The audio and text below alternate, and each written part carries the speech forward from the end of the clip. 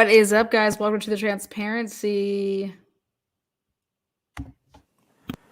Honestly, I feel a little bit lucky knowing that we have somebody and there's a person of interest. Nothing feels worse than having nobody and just nothing but doubt. And 7 weeks of that, or close to 7 weeks of that, was a tremendous amount.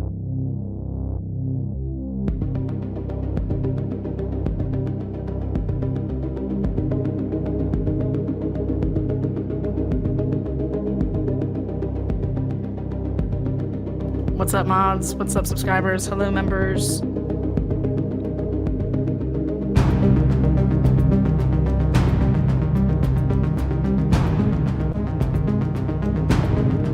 Brian Kohberger faces 4 counts of first-degree murder. The investigation against Brian Kohberger.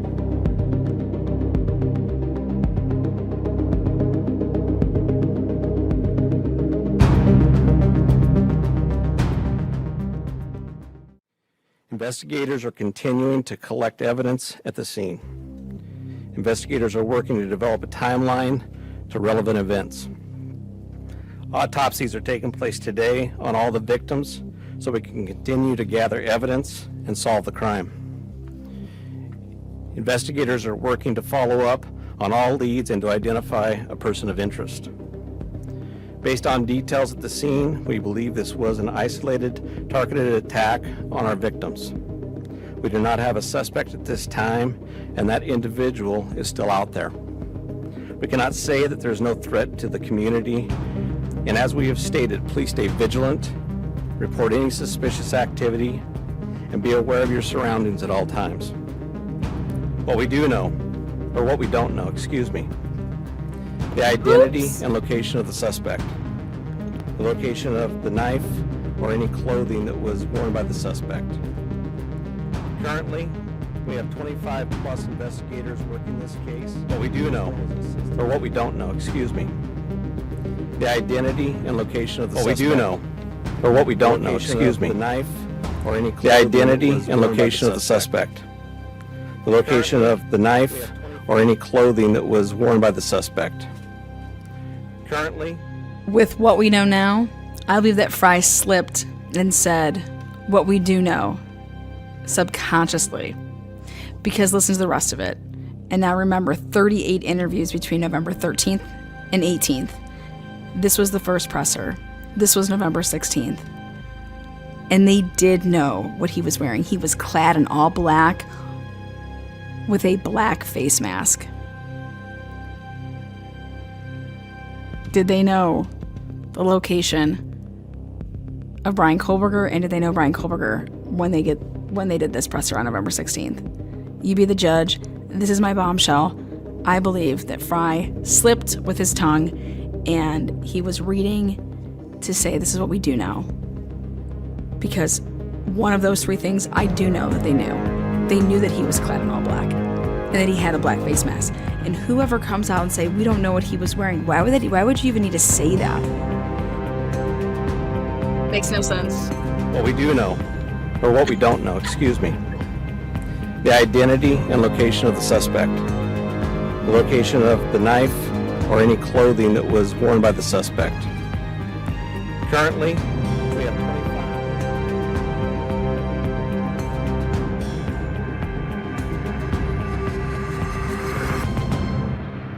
Did law enforcement know it was Brian Kohberger on November 16, 2022 from that slip of the tongue? And based off of the way the investigation went with search warrants, I believe yes, they had that name by November 16th, 2022. And I also believe that out of the 38 interviews that took place between November 13th and 18th, that one of those 38 coughed up Brian Kohberger's name.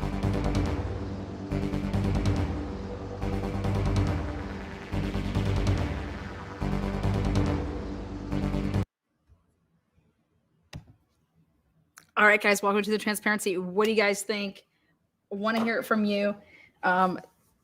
Tonight's live, I'm going to open up the panel. You'll have 3 minutes. As long as you show your face behind, I will bypass you to the panel.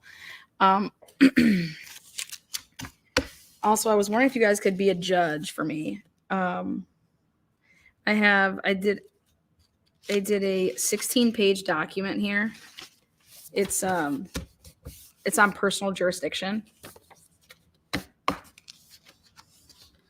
Just curious if you guys know anything about personal jurisdiction. If you guys could help me with that.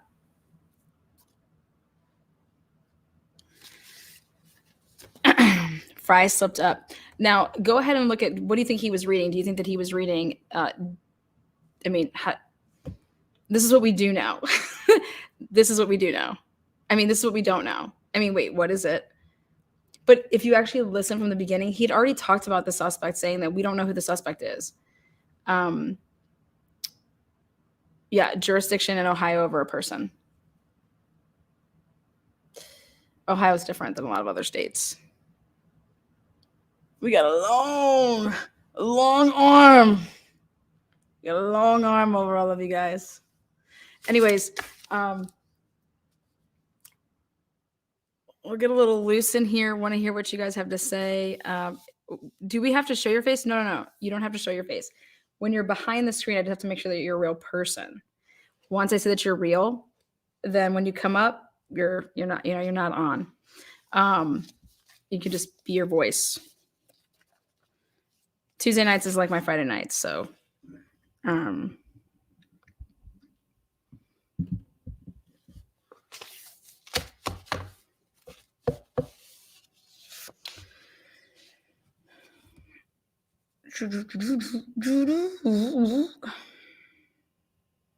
jurisdiction over the parties involved as opposed to the law.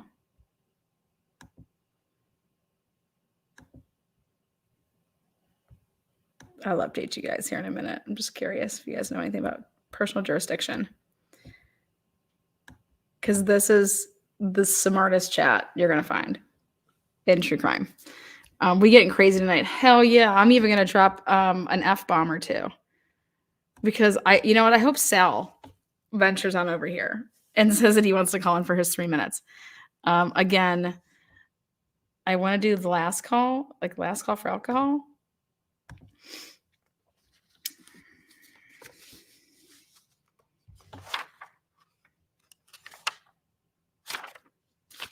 By the way, I am the plaintiff, so.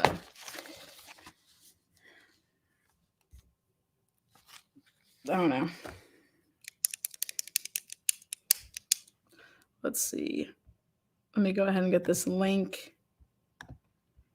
Again, I put out this video earlier so that you guys could see it. Want to know what you guys think. This has everything to do with the search warrants. So we're talking about the search warrants, and we're talking about, was there a slip? Did Fry slip? Because he'd already talked about, we don't know who the suspect is. Why would you go on to say, these are the things that we don't know? And start listing them?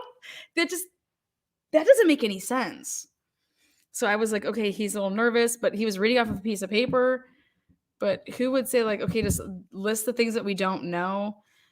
Usually you say just, whatever we don't tell you, it's either we don't know it or we're not telling you it. But why would you ever talk about, we don't know what he was wearing? What the fuck? When you look back at something, guys, though, when you look back at something and you place it with what you have, like, that is just out of place to me. But between the 13th and the 18th, they had conducted 38 interviews.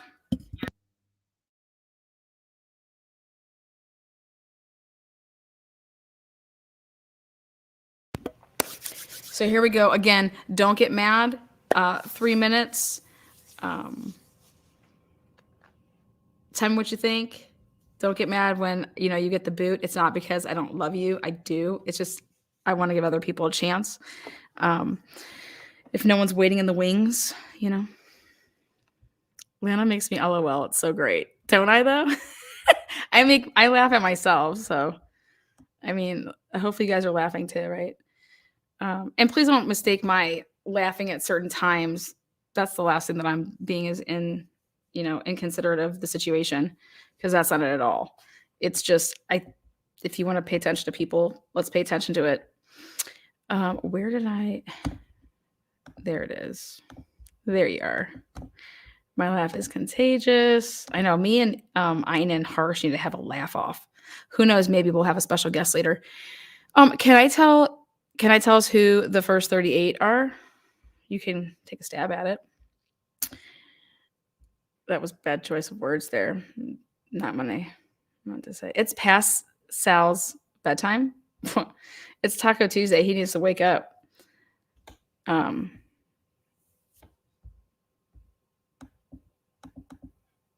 Oh, thank you. Like my smile? You know, I've gotten that since I was little. So I gotta thank my parents for that. I got my white teeth and my smile.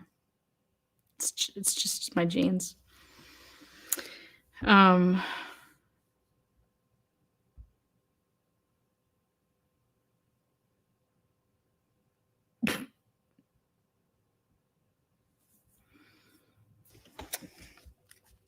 right.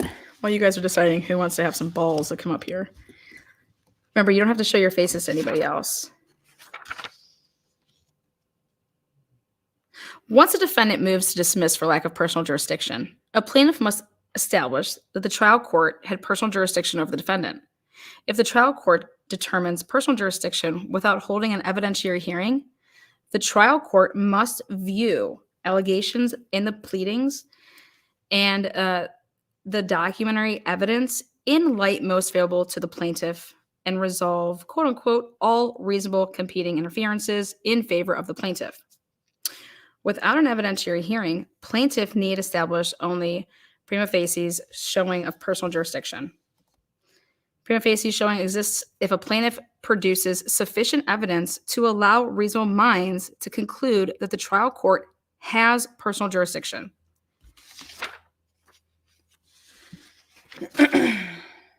If the plaintiff makes a prima facie showing of personal jurisdiction, the trial court shall not dismiss the complaint without holding an evidentiary hearing. Lastly, personal jurisdiction is a question of law that we review de novo. De novo meaning never, like everything's all new. We're playing Spin the Bottle. Who's playing Spin the Bottle? What the fuck are you reading? My work.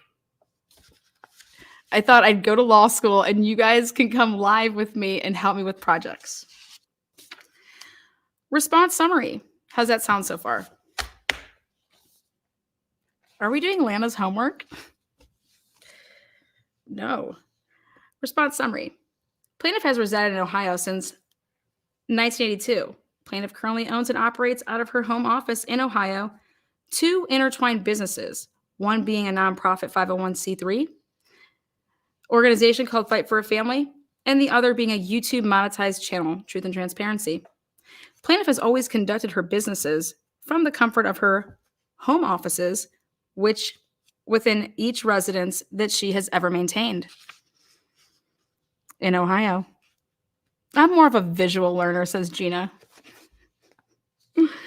Plaintiff's groundwork when conducting business transactions is through telecommunications, such as the digital world.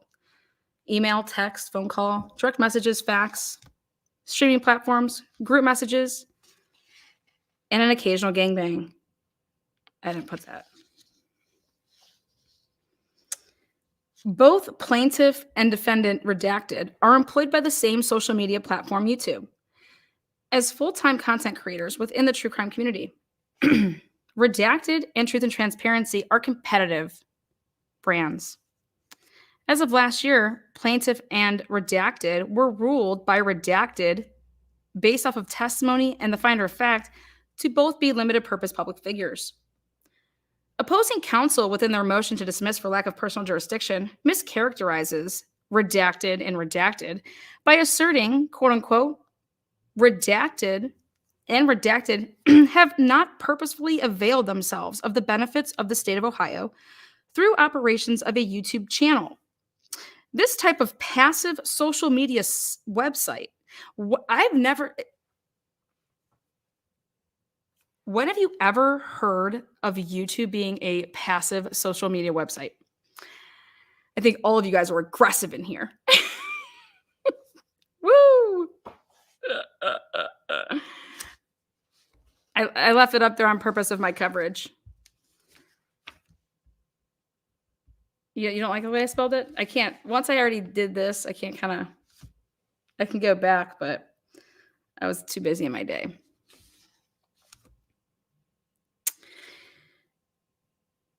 So those of you guys who are paying attention to the personal jurisdiction,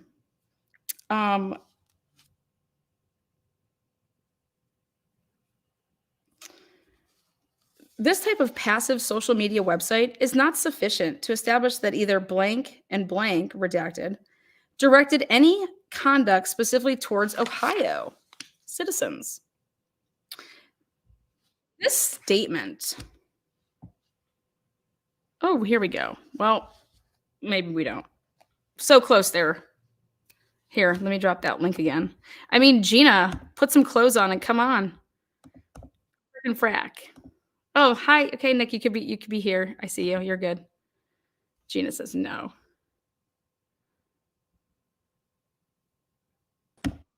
What is up there? How you doing? Welcome to the transparency. Hey, am I like video? You're live. You could either have your mic on or not. You could just hit the button. There you go. There we go. Perfect. Thanks. Okay. Yeah, No it's problem. that day. I don't blame you. These people are crazy. Yeah, seriously. It's that day. It's recovery day. So, first, Good. I just want to say, when have you ever been passive? You have brought it to the table every time with the truth. Oh, thank you. Thank you. I try. I try. Also, like, seriously, I don't know anybody who goes as deep or like is as legitimate as you are. I'll take that. Cheers. I got you back. I got bourbon over here. Okay, good. See, people that like work a lot on the weekends, they get their Mondays and Tuesdays as like their, Yes. take it easy. But I feel like I've been working like 7 days a week for a long time. So what's up? Like, what do you think? Do you think that was a slip of the tongue? Do you think that it was weird for him to talk about this is what we don't know? Oh, maybe this is what we do know. I mean, this is what we don't know. Okay, so I've got like a full-blown like Homeland style like Claire Danes conspiracy board going on over here, and it hadn't occurred to me that they knew that far in advance until I watched the live earlier today, and then I was like, oh my god, yes, she's 100% right, and then I started mapping. Like I went and I bought another board, and my husband was like, "Did you buy a binder?" I didn't buy a binder because I have autism, so I have to see it with like the crazy yarn and stuff. Yeah. Okay. Well, is there anything that I could do like with the channel? Like I always try to like remember to put closed caption on. Some people have hard of hearing. Is there anything that I could do to help? No, because when you display it, it's all very visual. It's very clear, and you're so personable. It doesn't feel like a lecture. Okay, cool. Thank you. Thank you. My personal opinion, though, is I had to do a lot of deep diving, but I did find like the one audio that hasn't been debunked, and I listened to it repeatedly. And at first, I honestly thought that Enon was in the house at the scene, and then I started re-listening to it over and over and over again, and my personal opinion, obviously everybody's got their own opinion, right? It's kind of like that other thing that everybody does. I think he was supplying them with certain substances.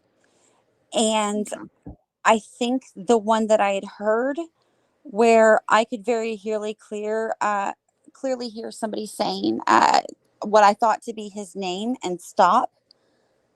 I now think that was probably maybe somebody yelling out an open door or something of that nature, because going deep into it, I think it was more than one person, and I think they had the same initials, if you get what I'm saying. Okay. Yeah, I get what you're saying. Who buried that they really just snuffed that out hardcore, and there were even witnesses. I mean, I've read in local papers to the area to where they were saying that the guy wasn't saying he was going to, I'm paraphrasing here, 86 his roommates. He was saying, I know who 86'd those roommates. And that's why he let all the roommates go without harming them. Also, another thing I noticed is I commute to St. Louis quite a bit. I'm very close to that area. I'm not going to say exactly where, but Yeah, it's don't do that. yeah, it's a 2-hour drive. Okay.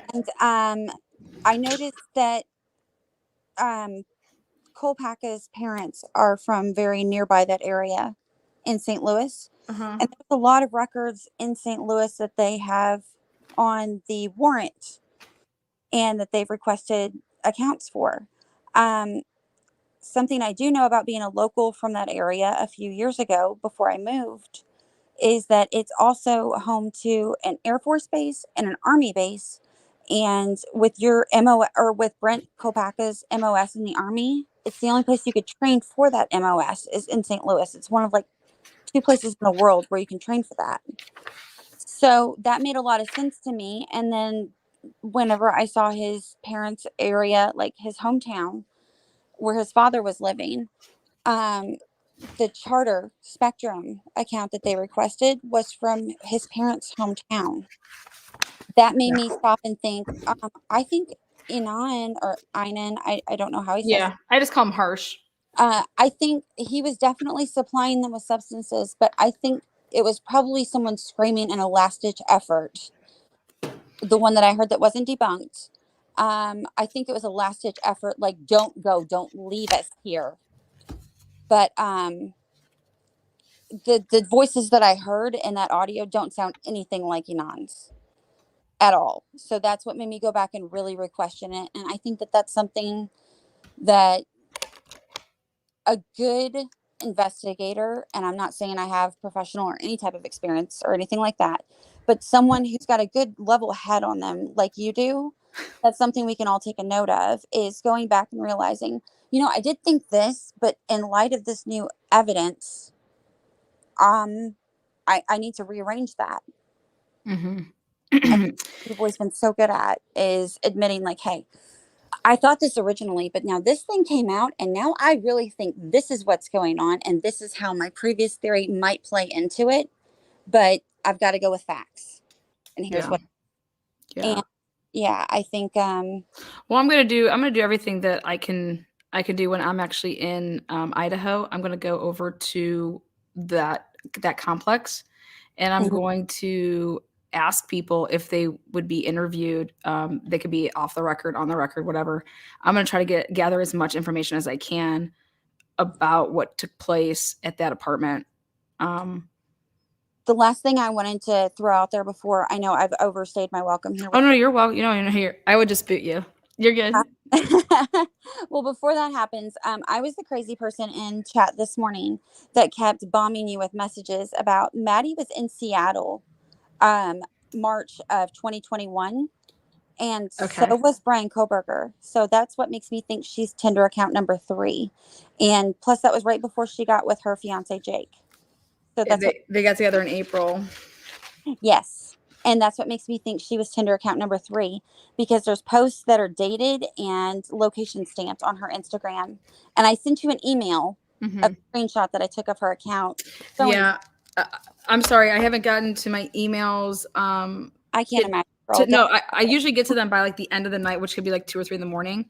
But this 15-page personal jurisdiction really kind of like buffed me a little. So, right. But I will get to it, because did you send me some screenshots of her timestamps with the location? Yes, I did. Awesome. And also, it's just the same as my handle, thewanderingorphan@gmail.com. Okay. Well, welcome. Welcome. Have you always used that handle? Yeah. Why haven't I? Maybe I just haven't known. This stuff kind of goes fast on my end sometimes when you're looking at chat. Well, the other one I have is it's my personal account for just like personal videos of my Dobermans. So it's the Dober Mom. Oh, okay. Yeah, I got you. That's the one I know. Then that's the one I've seen before. I've seen that one before. But I try to shift away from that just because I like having something a little bit private for my kids. Yeah, absolutely. Like, I would do the same. Absolutely. Yeah, they like definitely do it. I think that you should. I don't blame you there. Well, I loved that you came up here. I don't want to say your name out loud because I can just see it from the backside here. That's okay. But thank you so much for coming up here. And do you like dogs? Do you want to see my Dobermans? No, but if you're ever in the area, your Dobermans, I'd be scared. Welcome to. Oh my God, no, they love kids. They do. Yeah. So if you ever, See, I'm a boxer. I get down with boxers. my husband had the most brilliant, loving, wonderful boxer when we got. Yeah, they're just. I feel I yeah. mean, they got a lot of energy, but any other thing that's sad is that they don't have as long as a lifespan as other dogs. They don't. But how do you not fall for those precious moments eyes that they give you? Come Oh on. yeah, my cousins had one, and I loved Max. Like that was like he was awesome. But thank you so much for having me. I'm not. No, yeah, thank you, and I'll definitely get back to you, and I appreciate your tell your husband that cheers on for the whiteboard. Oh yeah. I got a little bit of guff about it, but then he just kind of rolled his eyes. I'm currently peeling a face mask off of him while he's sleeping that I put on him while he was also sleeping. So. Oh, there you go. Now draw a penis on his face. I'm just kidding. No way. He'll flip out on that one. All right, love. Well, you're awesome. I'll talk to you soon. Thank you so much for calling in. You got my viewership. Bye, babe. Okay, bye. Oh, she's a sweetheart. Hey. I don't even know if I'm doing this right. Hey there, Sterling. Yes, hello. Hi, how are you? Welcome to Truth and Transparency. Thanks for having me. Some people you are already familiar with me. I'm Subconscious Mouth. I have a YouTube Oh, hi, channel. how are you? How you doing? Good. Yeah, Welcome. I am nervous Welcome. too. I've never been on live. This is my first time. I'm nervous. Oh, okay, that's okay. Welcome. Thanks, Hey, thanks for having me. You know what? I am used to popping people's cherries, I guess, on my channel. So, welcome. So, what's good? I know that you started a channel, right? Yeah, I started a channel. Been picking up. I started it maybe like 3 months ago, and it's Okay. yeah, I think it's growing rather fast. I'm almost at like 2,000 subs.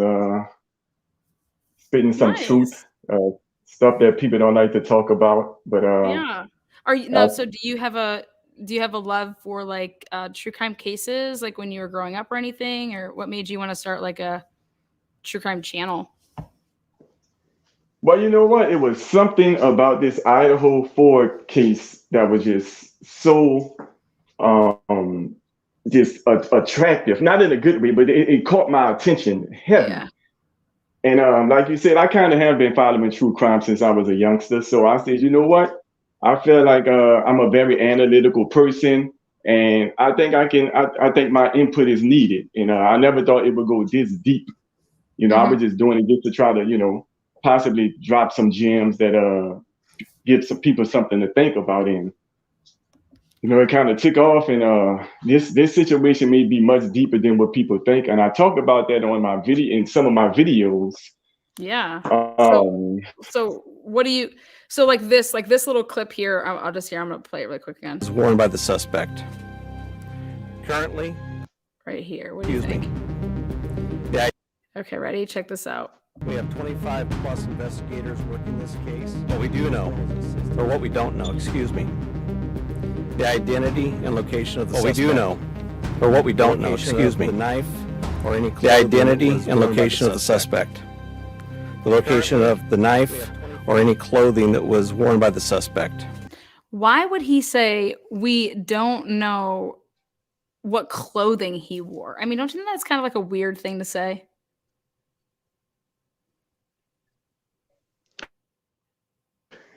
I definitely think it's a weird thing to say. I agree with you. I talk about, look, there are some videos on my channel. I break down different weird things that were said by law enforcement in relation to this case in general. I think that the number one thus far, as far as what the public knows thus far, because when I say stuff like what I'm about to say, people say, well, we don't know what information they have. I agree. But thus far, from what the public knows, I think that the number one suspects should be law enforcement. I talked about it in my last video that I put out yesterday, the other Idaho 4. That's the name of the video. Okay. I mentioned that if you're on the other Idaho 4. Yeah. If you're on the scene, let's say you, Lana, you go home and you discover there's a dead guy in your apartment. When you make the phone call to the police, although you had nothing to do with the crime because you just arrived home and the guy was just dead in your apartment, you're going to automatically be assumed a suspect until further notice. And then 100%. once you give your story, Once you give your story, then that's going to start, okay, Lionel was actually at work. We got proof she arrived. Then you'll be cleared up. So Dylan, that DoorDash driver, because they placed him there at the time of the murders. That's what they did. Dylan, Bethany, and the DoorDash driver should be automatic suspects. Now, we heard the story according to police, because I don't know if that's Dylan's story or not. Talk about all that on my channel, but Dylan's story shouldn't clear her up as a suspect. I'm sorry. You got somebody who was at the scene of the crime who said this person killed 4 people, walked right past her, did her nothing. She didn't call 911, nothing, right? My thing is, how does trained law enforcement know that this person was at the scene of the crime, hear that story, and in a matter of days say, oh, we don't believe they had anything to do with this? Not that they committed the murders, but anything to do with it. I don't get, because it was November 20th. That was the second press conference that they had when they said they believed that she had absolutely nothing to do with the murders. That fast, that to me, instantly, that's when I got suspicious about law enforcement. I said, hold up, you heard that story that, I mean, once the affidavit came out and I read that she said those things and law enforcement said, can just completely scratch her off the list. I'm like, come on, what's going on here? I'm like, the 4 people who they placed at the scene of the crime, the one who got arrested is the one I'm the least suspicious of, because you can poke all kinds of holes, whether it's the cell phone pings. They debunked their own evidence when they said that it pinged that he was in the area and he was in Washington. They was looking for the wrong car the whole time. In the affidavit, they say they eventually figured out it was a 2015, 14 through 16, but they never told the public that. Another thing, and I talk about this on my channel, they had, according to what they say, they had a description of the suspect from day one, never told the public about it. And people say, well, maybe they didn't want to run him off. If they didn't want to run him off, then why would they give a description of the vehicle he was in? That would make him run off too, if he wanted to flight. So they went weak. Why are you telling people everybody's safe? Why are you telling everybody's safe? 4 people just got stabbed to death. Everybody's fine. If you really had a description of this guy from day one, why would, because she said he was about 5'10" to 6 feet. He had a medium build. She was so close she could see his eyebrows. If this is Kohlberger who did these crimes, I'm not saying he did or didn't. He had very prominent eyes. If you can see his eyebrows, you could have did a composite sketch. Sometimes people have on a hoodie and a baseball cap and they'll do a composite sketch. You telling me you would have an eyewitness who was literally like a foot away from this guy and you don't put that out to the public? That's why I'm skeptical about police on top of just believing Dylan's story, if she even said that, because that story benefits law enforcement more than it benefits Dylan. And I go deep into that on a video on my channel called Is Dylan's Story Made Up? Yeah. Well, because exactly like where did they were downstairs, they were at separate places until 1 and they came back. Where does that come from? Because that clearly changed because Bethany is the one that has them being at the Sigma Chi house from 9 to 1:45, which I do not believe whatsoever. I can't wait to see what the router shows as far as Ethan and Xana coming in and off the router. But it's If you remember, and I'm sure you're probably familiar with it because you are very deep into this big time. I'm deep. Xana's dad, if you saw the interview, he said that he spoke to her a little after 12, but her and Ethan was at home watching a movie. Yeah. You saw that news clipping? Yeah. Jeff Cornado came on there. Yeah. And he said that, he so said it's that, like, you know. Go ahead, I'm sorry. Go ahead. I'm sorry. Oh, no, that was me. Go ahead. You're good. You're good. Oh, okay. But so we still don't know exactly when Xana and Ethan arrived home. Like I said, the dad said it was a little after 12. he placed her at home watching the movie with Ethan. Mhm. So we still don't know when they came home. See, this is, and I say this in your chat yesterday. I think, as far as what we know thus far, the biggest thing people should focus on is what police will want to cover up. And there's one theory that police. Oh, go ahead. I'm sorry. Oh no, I haven't said anything. I'm agreeing. Oh, okay. Oh, okay. I'm Yes, agreeing that because like there's like they're looking at. Remember, they've always been telling us we're not looking for an arrest. We want to prosecute. Um, yeah, so I guess the biggest thing I can say about that is there's a reason in my mind that they waited for Brian Kohlberger to leave the area, because now I'm sorry, but anybody could have went into that apartment. So if anything yields back from that apartment, you didn't perform the search. Like, you could have searched his place while he was there, but you waited until he left. When he leaves, Brent Kapaka is murdered, basically. And then you pull him over twice on the highway in a matter of 10 minutes apiece. And then he's in, Pennsylvania. And I'm telling you what, if in any way, shape, or form, if I'm Brian Kohlberger, think about this, and I know of stuff that just happened, and I start getting an inkling, a feeling that, holy shit, like, they're about to pop this on me, then hell yeah, I'm going to use gloves with this, that, and the other. Like, you're not picking up my DNA to place it somewhere. Why yeah, can't that be it? Why can't that be, an angle as to why he's using gloves if he in fact was using gloves? Well, I don't know. The fact that you guys just pulled me over in 10 minutes back to back, the fact that I may know of what actually went down, but I just kept my mouth shut because it involved like law enforcement in some type of capacity. So then yeah, I'm not going to say anything. So if you actually think about it, when they had his car on 11/29, why didn't they pursue with talking to the dude and going forward with that? How did they know? Think about this. How did they know that he was going to go home and then his dad was coming there and then he was going to leave and travel back? And they were just like, wait, just chill out. This mother dude is going to be leaving. And if you think about it, they released about the white Elantra or whatever. Um, he then leaves with his dad, and now you have free reign of his apartment with nobody around. yeah. But if this is the dude, wouldn't you Hmm. want to get his car so that you can get all the evidence that you could possibly get so you could solve this? So why wouldn't you try to get that car? Because if he's all There you bloody and he go. just stabbed 4 people, why aren't you trying to get that car? Why are you Good, leaving great that car question. to be going through so many different things? Like, it could have he could have sold it. You know what I mean? Like, he could have just took it and ran into the damn water. Okay. And then Adventures with Purpose would have to go find that. Right. But so many things that have happened. And from the moment that you knew it and that you say that it matches Dylan's description,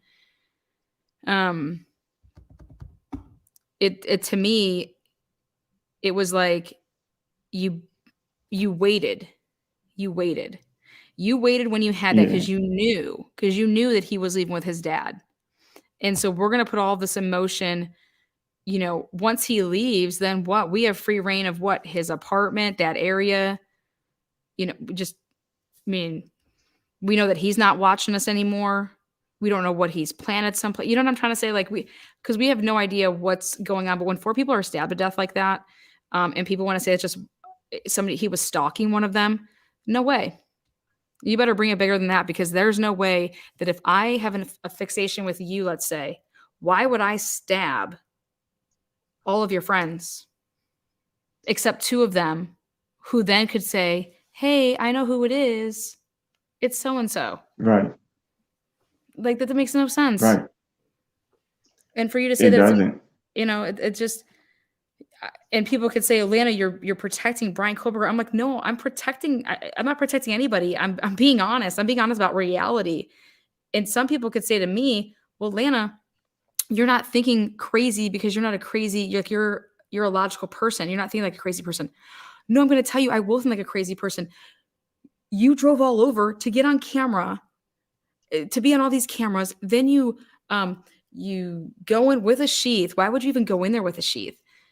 Then you leave your sheath, allegedly, you're able to like basically get away, but then before you went to do this, you forgot to turn off your phone, and then you decided to turn on your phone off in the middle of, God nowhere. I mean, it's just I just it doesn't Yeah, no, nothing look, nothing I'm with, completes the circle of like what type of person you are, who you are, and usually you get caught because of who you are. yeah, That's why killers usually get caught. Because to be honest with you, if Brian Kohlberger has no connection to any of these four, he shouldn't have gotten caught. Nobody would have gotten yeah, caught. Because even if you have the touch DNA on that sheath, if it doesn't come back to anything, you're not getting caught. So that's why I yeah, keep saying to people, how do you get to Brian Kohlberger's name? And if you're just saying that, oh, we got there because of the white Elantra, okay, then this isn't going to stick. That's my point, is that there's no way this is going to stick if you think that you're going to nail Brian Kohlberger with a death penalty because he drives a white Elantra. Good luck. And if that's truly the happens, wrong in white our lines room, right there. like pray for us as a community. I'm sorry, but and the media isn't helping. The media casting this guy and Not at saying, all. "Oh, we have a leak close to the investigation." I'm sorry, but like, how is that not obstruction of justice? I've never once claimed that I have Yeah, a leak close to the investigation and have said anything like that. Because that would mean hmm, somebody that's close to the investigation is leaking something which is against the gag order.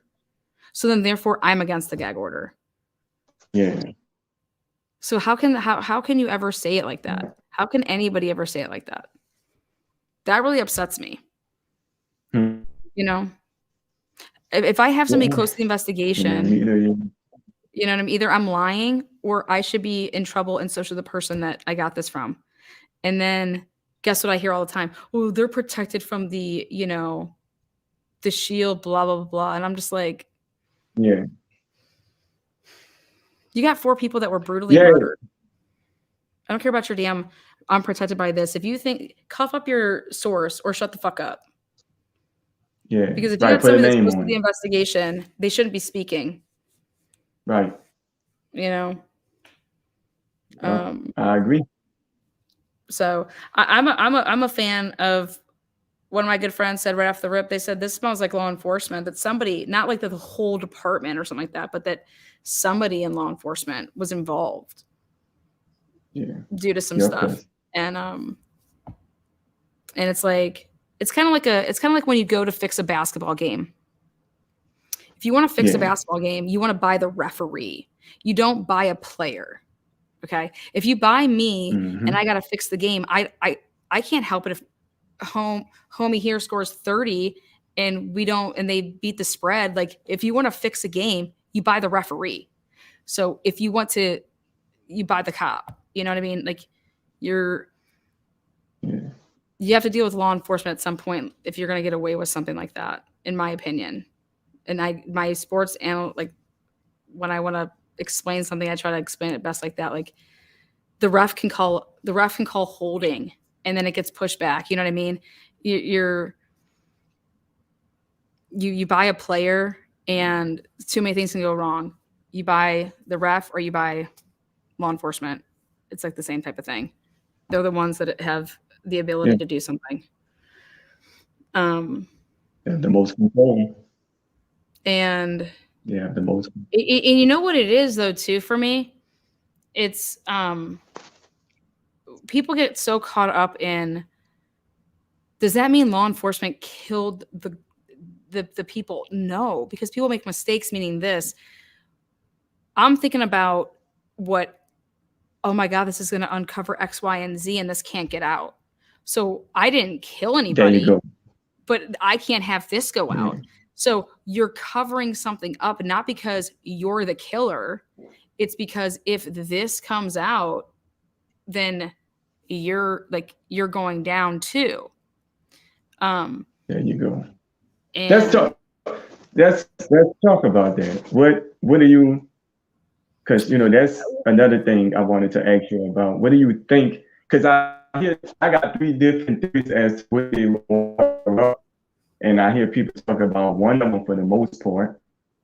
But what is it about? I think that that's going to have a lot to do with. I think that Bethany and Dylan's phones will show. We all saw what the Murdoch murder trial brought. So we're going to be able to see what Bethany and Dylan's phones did all morning before they called 911. Were they walking around? Were they making steps with their phone? Because you're not thinking like that at that point in time. You're not realizing that your phone can do all those things. So I'm really curious to see what their phones were, because could there be a thing that we called somebody else because we didn't call law enforcement first because of something that could be in the house, or because, oh my God, like they panicked. So they called, you're going to have to explain that. But to me, it would make sense if somebody, like, I think I would almost slip up unless I was so trained. Like, we don't call the cops for nothing. And I guess where you get trained that is in sorority life. I learned it when I was watching the Moose Lodge. The Moose Lodge woman was like, we deal with things ourselves. And you don't call the cops. We come to us and then we do it. And the cop was like, you just told her not to call the police. You cannot say that. You cannot do that. But I started thinking about that. If you're trained not to call the police, because sororities and fraternities, I guess, are trained not to call the police. And so if you're trained not to call the police and you make another phone call before that, and because, like, oh my God, they told us, like, if we have to call, they're going to have to get on the stand and they're going to have to say that, because then that's going to be something more believable for at least me if I was on the jury as to why you didn't. And if I'm Ann Taylor, I need to go hard at why they didn't and not have it be that reason. Like, you want to go hard with their cell phones and see what they were doing. But I think it's also normal that college kids sleep in late. So for them not to get up until 11 a.m., you guys, that's normal. They went to bed at 4. That's normal. I can agree. Yeah. So when you go to bed at 4, you don't get up till 11 a.m. in college all day, every day. Now, you want to. Although Dylan didn't go to sleep at 4 because she said she was wakened by a noise that sounded like Katie playing with her dog. So she was already asleep, right? That's what she claims, that she was sleeping and that's what woke her up. But yet, if she even woke that, it doesn't make sense to me, though, because who's the person that's saying in the PCA that everybody was home by 2 and in their rooms by 4? That means that the last person that would be out in the living room could only be making that assertion. Yeah. You know what I'm saying? Like, so if that's Dylan, okay, because remember, Bethany, I thought, went to bed at 1. So if that's Dylan, then how can she say that she fell asleep when she just was still up at 4? That doesn't make any sense. No, yeah, I agree. Yeah. You rather. So, yeah. And if you're going to say that's Bethany, well, I thought Bethany went to bed at 1 and went downstairs. I also don't understand, why did the police think about this? Why did the police have to say anything about what Bethany or Dylan were doing? How much pressure was on them to talk about that? We can't talk about any of that because it's part of our investigation, period. They're over here typing out pressers that say all of this stuff. And it's like, why are you purposefully lying to the community? That's what that was. And they could say, oh, we're protecting Dylan and Bethany. Protecting them from what? Because they didn't get killed. If you truly actually, like, walk yourselves, why wouldn't he kill them? If like he wanted to kill them, you don't think that he knew that? You don't think that he knew that they lived there? But yet you're going to say that he was stalking the house, but he didn't know that those people lived there? Come on. Well, that's what I'm trying to say. You can't have it both ways. You can have it one way. Well, which way is it? So I just think that could you repeat that? It's going to be who's ever lying. If Ann's good, it's going to be a shit show in that courtroom. So. No, definitely. They got a lot of that's my to be take. poked. Yeah, it's going to be. And I do think Bethany's a victim. I do think Dylan's a victim. 100%. Their lives are forever. Like, you're wondering, why wasn't it me that got killed? You're living the rest of your life and just like, well, if I would have done this, if something, at the end of the day, they have to live with that the rest of their lives. So to me, they are victims. Yeah. But just because they're victims, though, doesn't mean that you can just go and blame whoever and then make them a victim at the end if they didn't really do it. Because then that defeats the whole purpose of protecting and being a victim's advocate. You don't go around being a victim's advocate and protecting a victim that you deem a victim only to then persecute somebody that's not really a perpetrator. You know what I mean? That's not what you can do either. So it just really upsets me is that we have nothing concrete except they want to say, well, the police wouldn't just arrest anybody. Well, the police have been wrong before. The police have been wrong before. I can tell you. Why do you think the Innocence Project exists? You know, like, come on. Mm-hmm. So I agree with you. I think that, you know, I think to know that you would call people over before you called the police, especially if you can prove that they never walked up out of their bedroom, they never made it a step with their phone, they called somebody. So think about this. Let's say that I call you. So you're like, I'm sleeping in my bed and I say, hey, can you come over? I just have a bad feeling. And you'd be like, what? Yeah, I just have a bad feeling. Like I texted like my other roommates and no one's answering. No one's like writing back. Can you just come over here and check on them? Do you think that's normal? Yeah. No. None of that's right. No, that's not normal. I don't think so. So to me, for somebody to say that if it comes out that Bethany nor Dylan were the first people to see these bodies, how is that possible? I just called you over because they're going to have to come with something good. Because what would make more sense to me is that if I was in bed and we already had plans and it was like, all right, come over at 11, we'll do power hour for an hour and then we'll go to brunch. And so you come over at 11 and I'm still in bed and then you find the bodies, right? That's a normal, like we can explain that because it was a plan for you to come over at 11. I didn't call you over and say, hey, I swear I had a really weird dream or there's a man in here with a knife and clad in black and I'm like nervous still. So can you come over? You'd be like, what? Yeah. Wouldn't you? I mean, I don't think that's normal. Yeah. And you would think that. I mean, something that. Go ahead. Hello. And then also, oh yeah, you there? Yeah. Okay. The other thing is that if you actually listen to this presser and you actually listen to it all again, and he says that he doesn't know what they were wearing and all the little things that they say, and this is on 11/16. So when did Dylan give you the statement then that he was clad in all black? Whatever Dylan's description, it would have been just more than it was black. They would have asked her, was it black jeans? Was it black sweatpants? Was it a black shirt? You know? Yeah. And so when you see fair. this, I mean, they had to interview Dylan. So that's not what he said. It's exactly what he said. Listen to what he said. I'll play it again here. Identify a person of interest. Right there. He says it right there that why not just stop? At the scene.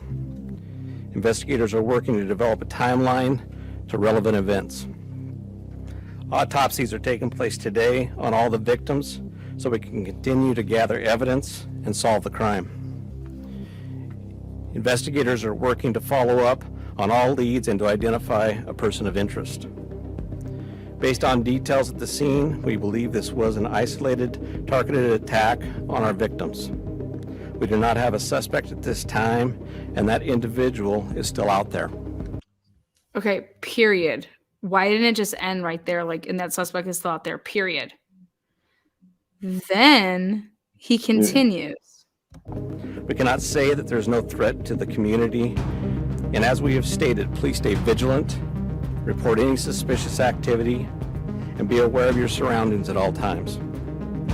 What we do know, or what we don't know, excuse me. Okay.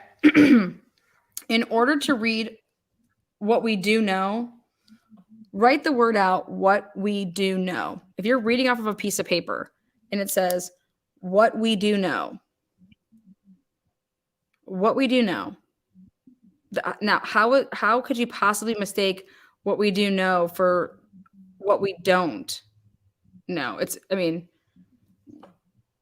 says don't versus do. If you actually write it out, and if you're actually reading off a piece of paper, and it says, right there at a very interesting time, you say what we do know, and then it says The identity and location of the suspect, the location of the knife or any clothing that was worn by the suspect. Or any clothing that was worn by the suspect. Why would you even say that? Well, to play, if somebody wanted to, take the side of law enforcement, one would say, well, maybe he's just listing things that could possibly identify the guy that they don't have thus far. The knife, they don't have a knife, they don't have no article of clothing, what he was wearing. Maybe, I'm just trying to, make sense of it, Right. But when you're reading it, it's like if you're gonna read a piece of paper, because he's going nice and slow. And it just gets to this one part when he wants to say, like, he's already talked about the suspect. Like, we don't know, we don't have a suspect, we don't have a person of interest. I was thinking that would just go into like another than like whatever you're about to talk about. And then he says, what we do know, and he catches himself before he ever says the rest of the sentence. So I would love for somebody that's like get Dr. Phillip in this mofo. What do you think, Dr. Phil? So Dr. Phil, huh? Right? What we do know, or what we don't know, excuse me. What we do know. So he's looking at it. He's looking at his piece of paper. What we do know. Excuse me. What we don't know. I don't think that would. I would love to see what piece of paper he was reading off of, because he's looking at what we do not know. Yeah, what we do know. If he's reading from a piece of paper, what we do know. That's not how that would be written. Just saying. So you feel that he just made a mistake and said the wrong thing? I made a mistake, I think that he caught his eye. I think his eye caught something. And because he knows it. If you know something, so if I know something, so when my eye looked down, that's why I was trying to pay attention to like what he was looking at. But when his eye looked down and caught something, because before you're about to read it, he knows it. So he says, yeah, it's a Freudian. I know it, but you guys don't. But I have to tell you guys that I don't know it. So what we do know. What we don't know. What we don't know. So it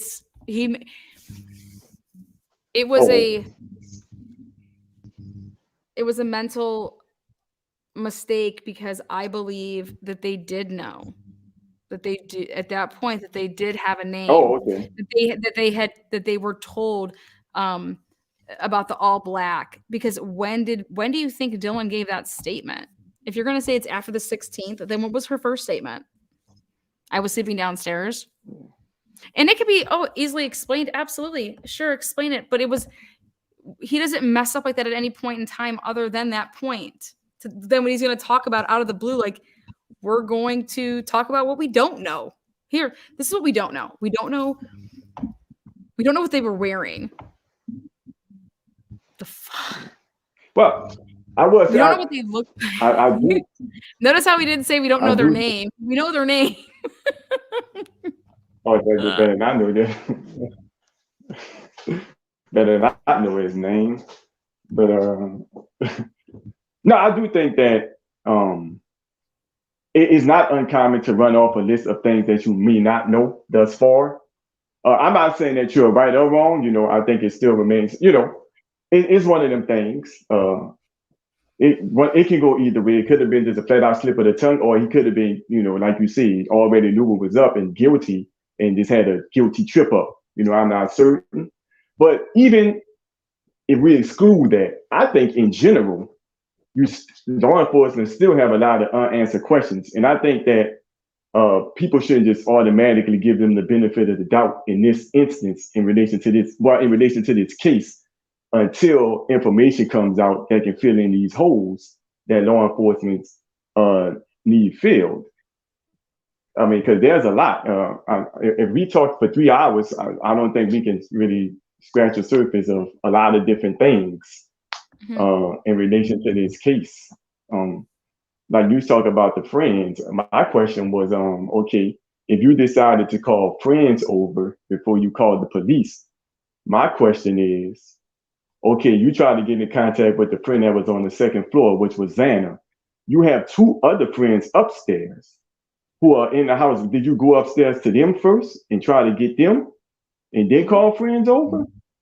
Because I would think you would want the closest immediate friends, the closest help that you can get if you're not going to call police. So did you go upstairs and Xana, or did she try to knock on the door? What, did they ever really see how she tried to get in contact with Xana?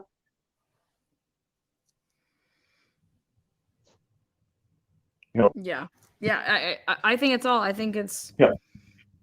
I think you also have that huge window. Well, my phone was frozen. What was the last thing you heard? Oh, okay. I think. What was the last thing you heard me say? Oh, I heard you say that. You're basically saying, like, why wouldn't Dylan maybe run upstairs and be like, oh my God, there's somebody here? You know what I mean? Like, that she would be saying that, because if she, the guy just passed her and walked out to like the slider, right? So then why wouldn't she run upstairs? Is that what you're saying? And then go ask like, oh my God. I mean, because that could be an option too. I was asking. I'm asking the next morning, right? When they say she tried to get in contact. Yeah, I think if the next morning, because she didn't call police, she called friends over instead of the police. That's because she was trying to get in contact. They say that she was trying to get in contact with Xana. And my thing was, okay, if you didn't call police after you felt like one of your roommates was unconscious, but you decided to call friends over, why wouldn't you go upstairs and go to the 2 friends who are right in the house with you? Because I would think you would want the most immediate help that you can possibly get. If you have 2 sets go of friends, ask them to help you. Friends, Yeah, exactly. Go upstairs and 100% go upstairs. Holy like, and then, I mean, unless they're going to come and say, I mean, that's a great question to ask Dylan. And unless she's going to say that, well, I was trying to call them, I was trying to text them. Well, that's not the same as going upstairs. You know what I mean? But why would you? I can't buy that. You telling me this is an emergency to the point where the police end up getting called and you didn't bother to go upstairs to tell the 2 friends, hey, we need to check on Xana. You just text them. That'd be hard to buy.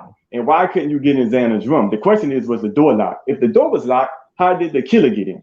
Unless the killer locked the door behind him. I think it's normal for somebody, like, we do it all the time when we just hear a noise at our own house. You run into someone's room and you're like, oh my God, did you hear that? You know what I'm saying? Like, when you're scared, like, you go and you, like you said, like, you go and you seek somebody out. You don't go and you're in a home, you're in a room. I mean, you're in a house with 6 other or 5 other people, 6 other people, depending on, how many roommates you technically have. But if I'm in a home with all those people and I get like startled, you know, when you're home alone, there's nothing you can do but like go and take cover or whatever. But when you have a bunch of people in your house, what's the first thing that you do when like you hear thunder or you hear, you know, like this type of situation? You would go to people. You would go to, you know, that's what I would do. I wouldn't go in my room. No, I just wouldn't go in my room and be like, all right, I'm gonna sit here. I don't know. Yeah. No. Yes, Anna, What check on you're people. saying makes Well, sense. I would even say like not even check on people. Like I'd want to like go and be with other people. Like if he walked past me and I'm Dylan, I'd be like, holy shit. And I would like either run to Xana's room or did his thing fall off again? Here, hold on.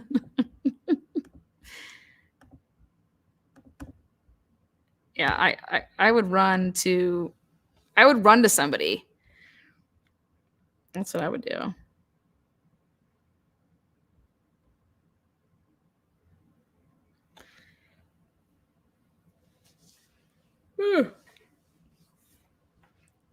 I just know what I like. You would, if somebody walks past you and you're like, holy shit, who is this dude? You don't say anything. They don't say anything. He's, if you guys watch the ID channel, their little special, totally not even remotely what happened.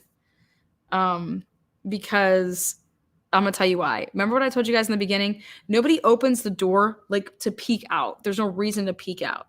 So in the ID channel, when they did like this reenactment and Dylan's walking over to the door, they do exactly what I said you would never do. There's no reason to peek. Your house, like you're used to having a bunch of people there, but the ID channel shows her going like this to look out. And it's like, who would open that door like that? There's no reason to be afraid yet.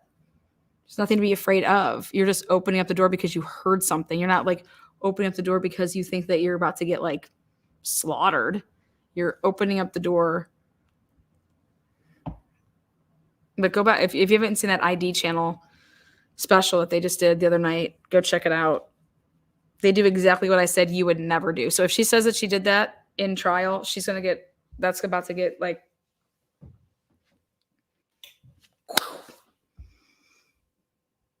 what's up, girl? Yo, this is like talking to the president. Sometimes. Where did subconscious mind go? I feel like I didn't say bye. His internet was cutting in and out, so hopefully that's why. Hopefully he's okay. So what's good? Welcome to the transparency. Hi. So I wanted to bring up something that you keep saying that just sticks with me too. From the very beginning, they keep saying targeted attack. Mm-hmm. But if that's the case, then why all such like the secrecy when all the other information is coming out? Like, why trying to protect people or protect information if they already assumed that in the beginning? Yeah. Well, I keep asking myself, why is everything, don't worry, everybody, nobody, it's this isolated target attack, everybody's fine. But now that we have somebody in custody, now we all have to be scared and we can't talk about anything. It's kind of weird. Right, In terms of like that it's in imminent danger if we were to release X, Y, and Z. You know? Yeah. And then the whole stalker theory, I'm not on board with that, only because ain't no stalker here. There's no way it's a stalker situation. No. I mean, you would know who was in the house if you were. You would know who was coming, who was going. You'd know what rooms. Let me ask you a question. What if it was something that required or that had like, if people were having orgies? What do you think about that? I've never considered it in terms of if you would be pissed off at multiple people. But I still don't see it like that. No, I mean, we don't know who else was in the house that night. They're not going to tell us. Sarah M. eyes go up. Yep, this is One Dimple. Is that, yeah, Heather One Dimple's up on panel. Wherever subconscious, I hope the internet didn't die. I love chatting with him. Does he want to come back? Oh, no. I was just saying, I usually say bye to people. I don't just go, I didn't click anything, so I'm hoping that his internet just gave out. Maybe he was like, F Lana. Well, if he lives up north where I am, it could be the storm. There's a lot of people without power. Yeah. Been crazy. Yeah. Oh yeah, it's Heather One Dimple, our girl. Look at, there you go. Boston says, okay. So yeah, I don't know. I just enjoy following your, the information you put out there is interesting because I think a lot of people, like you say, you're not swayed by, you're not like, hey, BK's innocent, he's guilty. Yeah. Like you're just looking at all the facts. Yeah. And I'm very interested in, like, if people, like, I'm very interested to hear, I would love to hear from all the jury members of, all these cases. But because what would you say right now if you were in the trial, like if you were on jury, what would be your answer today with all the information we have? You have to, I mean, I'm sorry, but there has to be a link to him. There has to be a link to him on some capacity, but a white Elantra doesn't commit murder. And I need to see the phones. I think that right now with what we have, you have to say not guilty because you have not proved that he committed 4 murders with what we have. So anybody that says that anybody that can say with, well, what we have right now, he is guilty of committing 4 murders. I'm going to say you're a fucking moron. That's what I'm going to say to you, because what do you have that I don't have? Because they haven't provided the murder weapon. They haven't for you to say that he committed murder. I want you to, do you have the video of this happening? What would you have? So that's why I just think it's crazy that right now, nobody in this United States of America and globally should be saying that he's guilty right now, because what are you going off of? Well, the police arrested him. What else? He drives a white Elantra, but we haven't seen the video yet. I think the white Elantra did it. Well, and that's great. That's great. He has a white Elantra. He may have been there. Awesome. Well, why didn't the roommates call, 911? What are the roommates doing? I think Dylan is going to get 4 people, and he just goes on about his business. Yeah. Goes and teaches classes. I'd be curious to see, like, Dylan on the stand is going to be just wild. I feel like she's going to get her ass handed to her. How does he know whose bedroom is who? Right. Why do you pass that room 3 times? I can't see chat. So if you people are making fun of me, I swear. No, not you. Because I said, if anybody out there is going to sit here and say that they have evidence that tells me that Brian Kohlberger is guilty right now, I'm just saying to myself, what do you have that I don't have? Because I need it. And I'm not saying that he's innocent. I'm not saying that he's innocent, but he is innocent right now, based on the court, based on the laws, based on what we're supposed to do as jury, like as citizens of this country. Everybody is innocent until proven guilty. So anybody that's going to sit back there and be like, oh, he's guilty, he's just crazy. Look at him. He looks like a psycho. He looks like a sociopath. He looks like a serial killer. Yet he has no murders under his belt, but he's a serial killer. The fuck out of here. Get out of here. But don't you know what a murderer looks like? No, I don't. What does a murderer look like? Did O.J. Simpson look like a murderer? What? I don't know. All right. Well, this has been fun, and now I'm girl crushing hard, so I got to go. All right. So someone else can call in. All right. Well, you're a sweetheart. Love you, Heather. I'll keep watching. Bye, guys. Okay. Lana's in love with Brian. Oh my God. Spread it around town. No, I'm just in love with my fucking right to use my brain. As a jury member, you have to go in there. You were innocent until proven guilty. You're going to sit in the jury room. You're going to sit out there and you're going to take the evidence and then you're going to apply it and then you're going to come back and then you're going to render a verdict. That's what you do. And nobody should be, called upon to ask to be in some type of situation like that if you can't do that, period. Somebody's life is in your hands. And they're all talking about the firing squad. Come on now. Heather, you made my whole day. Sarah M., welcome to the game. Hi, Nick. Hey. What's up, girl? Back in the saddle again. And I even said, like, I got like 3-5 minutes tops. I gotta drag this man to bed, otherwise he's gonna have a crick in his neck. But the thing is, with Dylan not calling the cops right away, you're not allowed to do that in a sorority. And she could lose her scholarship and her sisterhood completely, her legacy, all that.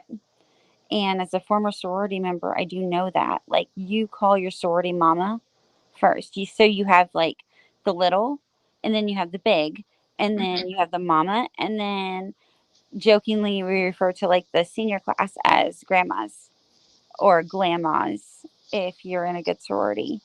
And there's a whole hierarchy to the sororities. The first letter of your sorority, the closer it is to A, the higher up you are. So if you're, AXO, you're higher up than, So wait, she's not supposed to call the police, or she is? No, she is not supposed to call the police. She is supposed to call her mama first. Okay, see, that's what I'm talking about. That's what I'm talking No. about. So when she's up on the stand and they say to her, "Well, Dylan, why didn't you call the police first?" Well, because I'd get kicked out of my sorority if I did. Can you imagine? Do you think that answer's coming? But that's what she's gonna say, because that's if she's telling the truth, that's what she's gonna say. They better have sorority sisters on that jury. They're gonna be like, "What?" I really don't think that they will. But you really think that she's gonna say that? If she's gonna tell the truth, yes. Okay, so then when it comes back that she didn't call her sorority mama or sister or whatever, or grandma or somebody, and she called like Hunter or somebody else. No, I think she did, and I think whoever she called then called or told her who else to call afterwards. Even if it's a murder or even if someone's dead, she did call her mom before she called.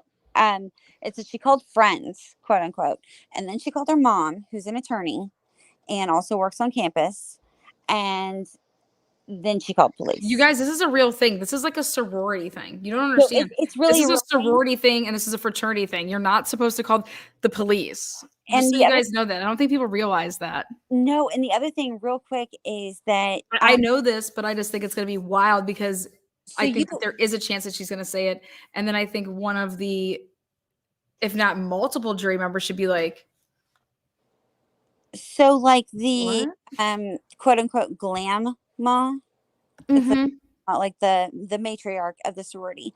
They get, I can't even tell you how much money. Like, I come from a college town, and it was ridiculous amounts of money. It was like a few months of mortgages, house insurance, car insurance, your utilities, your grocery allotment, which was a very small percentage of it, obviously.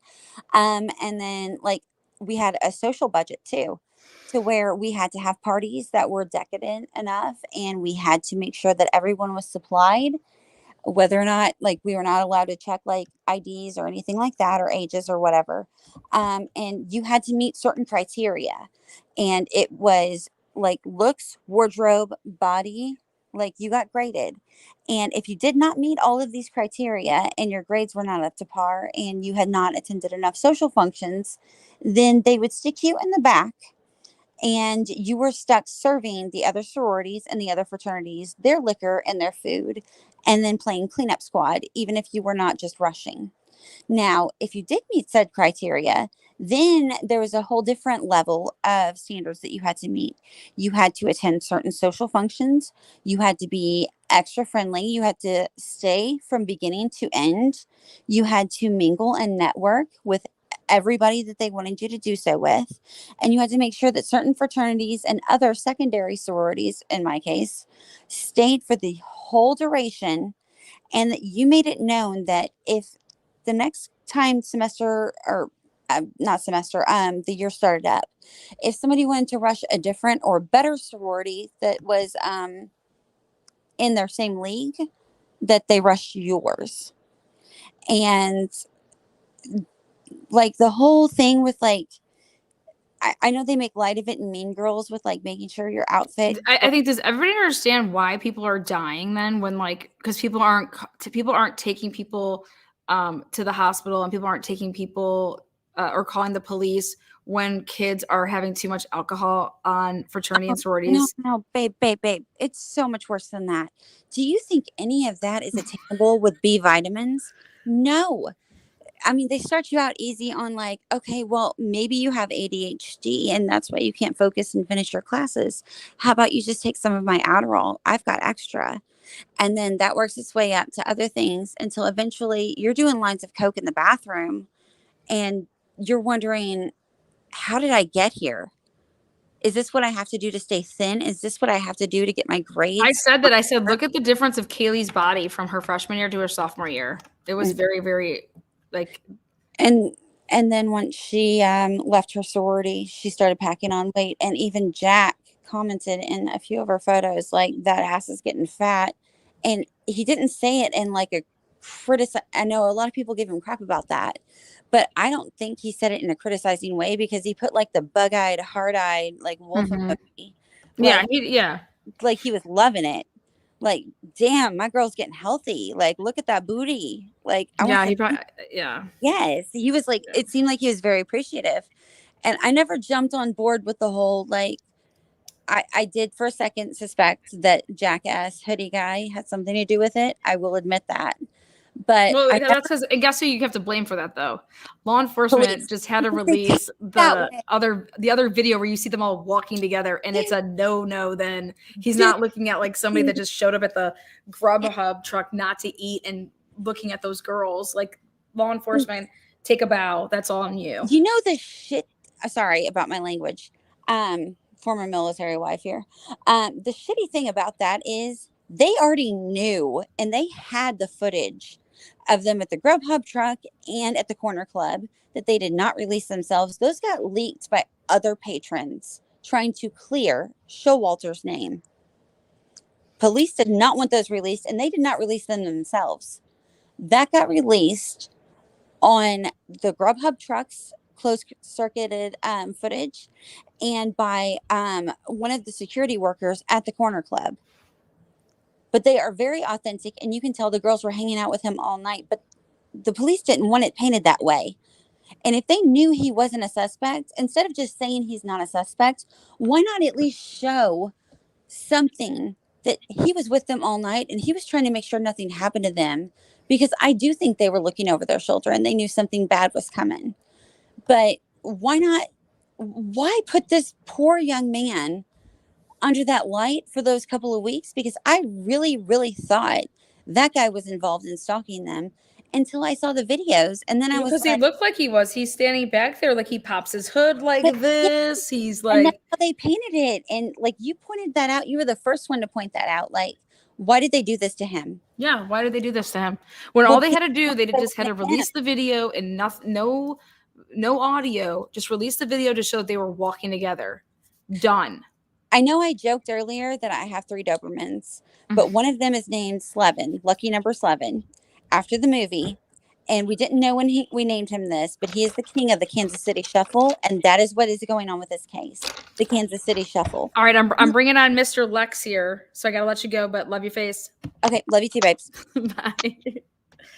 Mr. Lex, how are you? Oh, I'm well. How you doing, Lena? I'm good. Can you hear me? Can you hear me fine? Yes. Okay. What's up? What do you think? What's on your mind? All right. What I wanted to talk about was Dylan's story, because in this case, there's so many aspects of this case. Like, there's so many details, and like we could talk about the car, we could talk about Kohlberger's personality, his past, or whatever. And those are all going to be speculations. The only thing we know right now, and I feel like everyone's ignoring this, is the crime scene. Mm-hmm. Like, we're seeing that, okay, Kohlberger came out of that room and Dylan saw him exited, but there's no blood. Like, how do you go in a room, how do you go in a house and you stab 4 people in 9 minutes, around 9 minutes, and you walk out with no blood trail? Like, it's like someone would have to wash up. Like, we can't ignore that. That's a fact of this case. Like, we can speculate, oh yeah, did he, I don't know, was he stalking them? Was he doing this? We don't know that. Maybe law enforcement might have more information than we do. But the facts of this case is, how does someone go in a house and murder 4 people and stab 4 people in 9 minutes and leave and exited? And Dylan's story is the problem. Because if Dylan was asleep, we would have said, okay, maybe a serial killer went in the house, stabbed 4 people, washed up, and left whatever time he decided to, right? Mm-hmm. The fact that she gave that timeline that, okay, she saw the killer leaves coming from that room, Xana's room. That means that Kohlberger just came from that room and just left the house. And what they said in the PCA was that, well, I don't know if that's what they said, but they said that, oh yeah, she thought that this was just a regular person that came by that had a mask on, so she just went back to her room. That means she didn't see a knife. That means he left a sheath behind and he left. What did he do with the knife? He stuck the knife in his pocket? What did he do with that bloody knife? That sharp knife, he stuck it in his pocket? How did he leave with the knife? And how do you not know that you've walked in there with a sheath, that when you're walking out, you get to your car, even if you get to your car, you realize you have your knife in your hand. You know what I mean? Like, oh shit, where's my sheath? I just think I have to go back to the whole point of like, if Dylan's home, she's in that bedroom, he walks by that door the most of any door in the place. And how does he bypass it? How does he know to bypass it to not even go in that room? How does he know that that room isn't where his quote unquote targets are? But how do you explain to a jury the blood? There's no blood. We didn't see any blood in there. And did you notice they try to clean up the house very fast, and then they want to demolish the house? They want to clean up the house very fast, but there's a problem with that crime scene. How do you explain that? Oh, I think okay. So. Yeah. Mm-hmm. I think that to the naked eye, we can't see anything.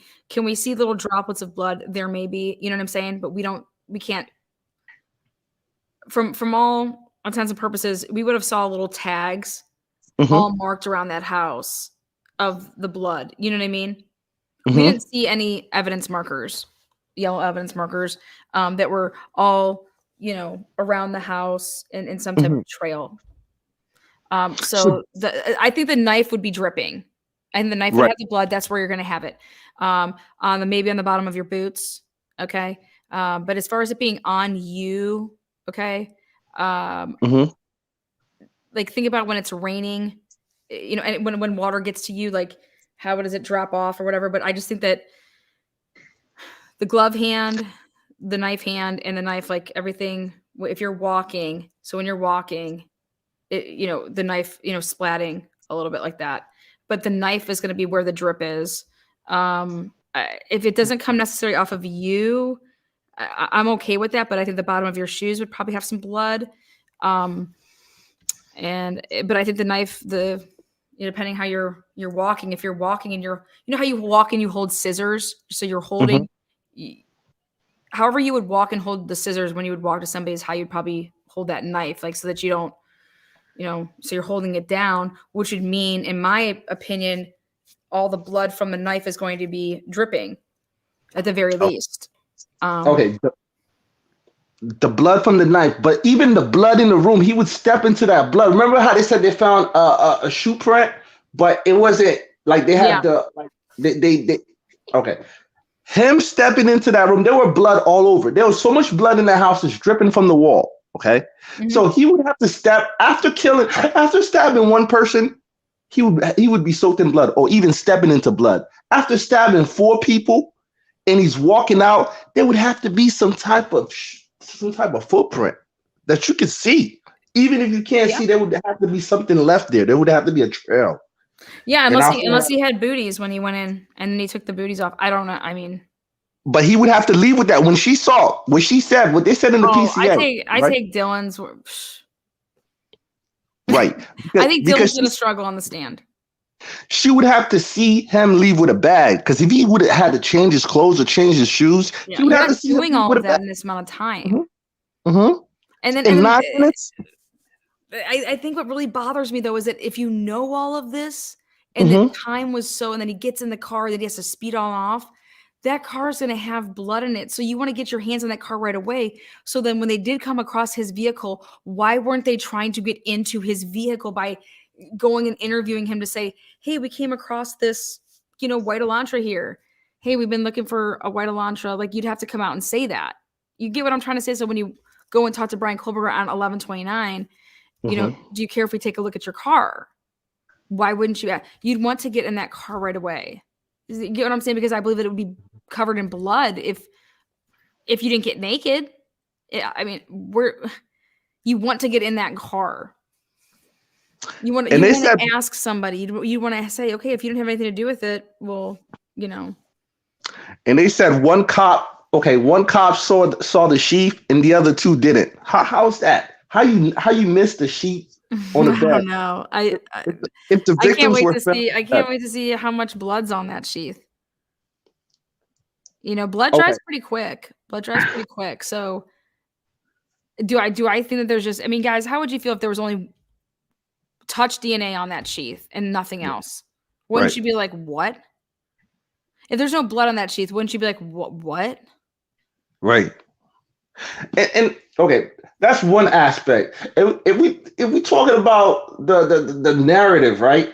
You're stating that Kohlberger looked and saw a parking lot full of cars and saw the lights on and saw everyone home and thought he was gonna go in there and fight 4 people with a knife when he owns a gun. Well, he owns a gun. He doesn't. Also, this though, he doesn't know who's in there. They have people all over there all the time, so you don't know what you're walking into. You don't know what. What about those 2 girls? What if they would have brought people home with them? What if their boyfriends were there?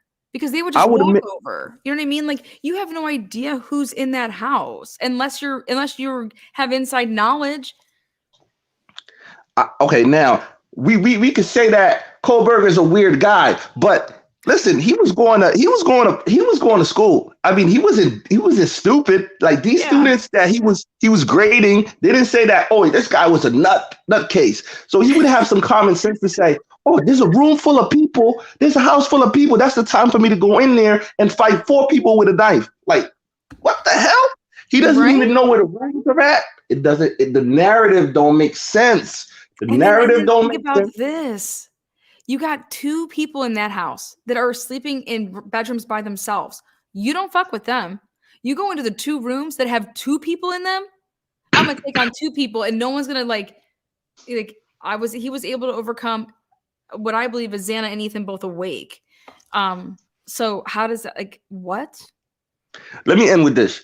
If we don't go by Kohlberger's story, how do we know when these people died? Because there's a 4-hour window from what the examiner said they died. How do we know what time they really died?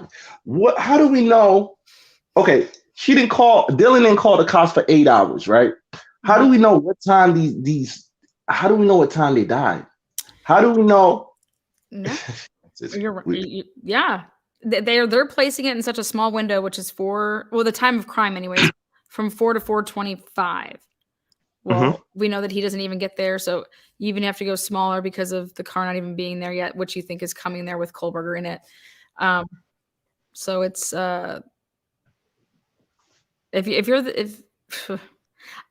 I think what's more important than anything is just who's going to be on this jury, because I think there's all this doubt out there, which I think is out there. But then I hear certain people talk and I'm just like, they're like, oh my God, yeah, that crazy guy that stabbed 4 people. What a fucking nut. And I'm thinking, do you know anything about that guy?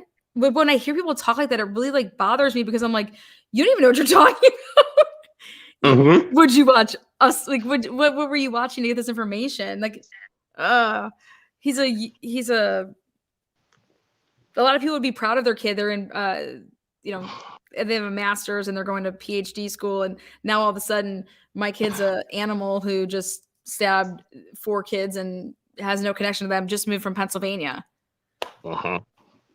My belief is if they have the DNA like they say they do, because they're saying that they got this DNA in one based off the PCA. Now the PCA could be inaccurate, but they're saying that they got this DNA in one day because they got the result in one day based off the PCA. Oh yeah, we found the trash and then we got the trash back to Idaho from PA, and then they have the result based off what was being said in the PCA.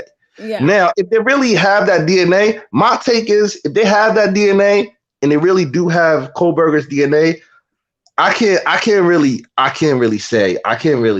doubt this case because it's such a horrible crime, and I think they could convict them if they just have the DNA. A lot of people say touch DNA is not like DNA is DNA. This is touch DNA. That's totally different, and they're going to destroy that in court. So when people are like, "Oh my God, how do you explain the DNA?" Well, it's touch DNA first of all. So when you actually get that explained to you, it's completely different. Of like, that's the John Benet Ramsey case all over again. Like, if you package up something that I'm buying from like Prime, your touch DNA is on that. You get like you see it like it's so like it's. So what does the smoking gun have to be like? They have to find something on the computer or the phone. I think something linking him to the girls. Like I would want to definitely see something linking like as to him having some type of like. If there was one person murdered, it could be a stalking type situation. We're talking about 4 people. We're talking about 4 people stabbed to death in a home that had 2 other people that are considered witnesses, basically. So you're going to leave witnesses. And when people say like he would have been tired, motherfucker, he's about to get caught if he doesn't kill you. He's about to be tired. Well, you're about to be in prison for the rest of your life or like dead.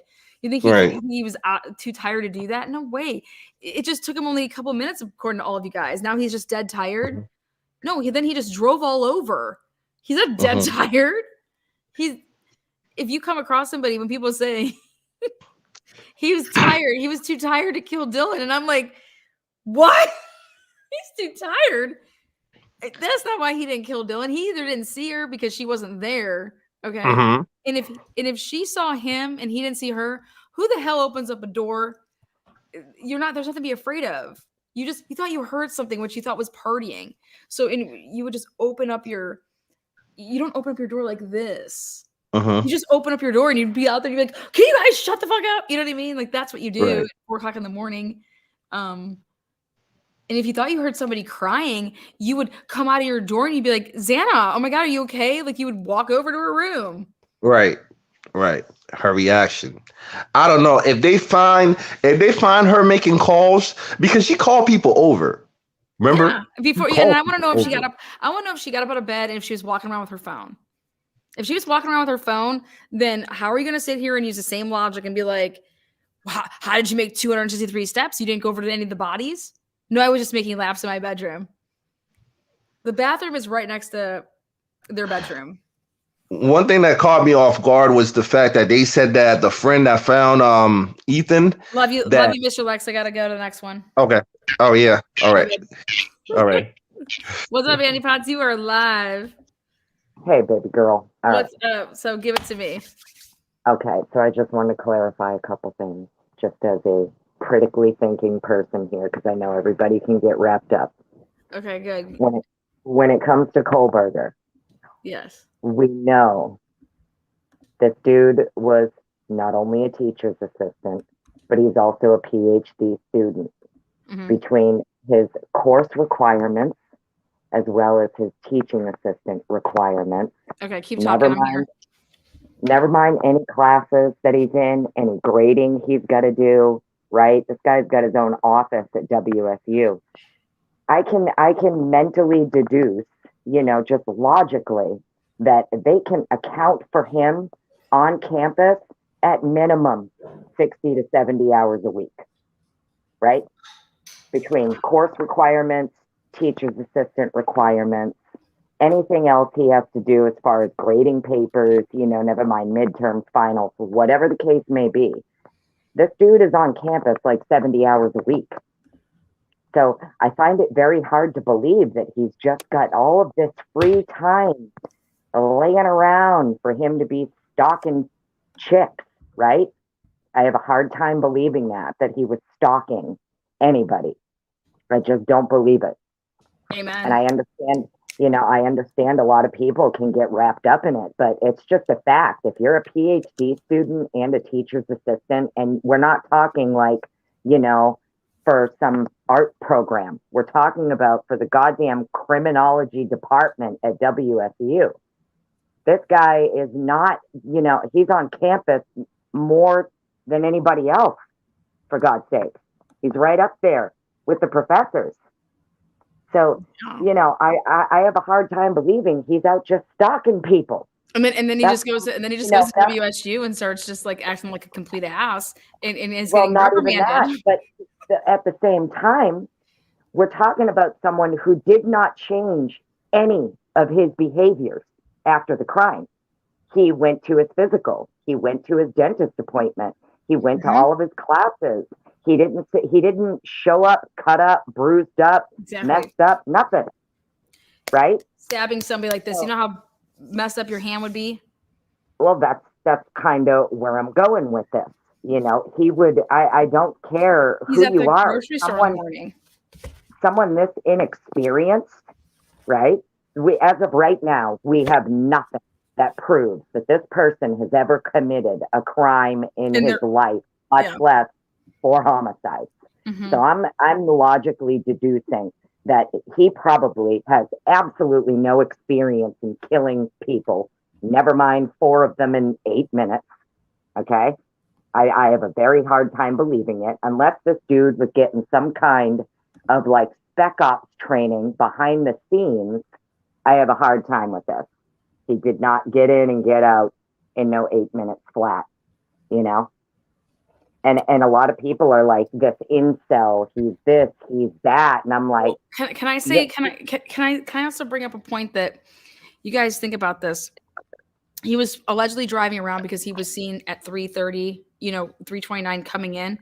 So how did he know that he needed to wait till everybody got into their rooms to then come in? Like when he got there first at like 3:29, why didn't he just go in there and like go ham at 3:29?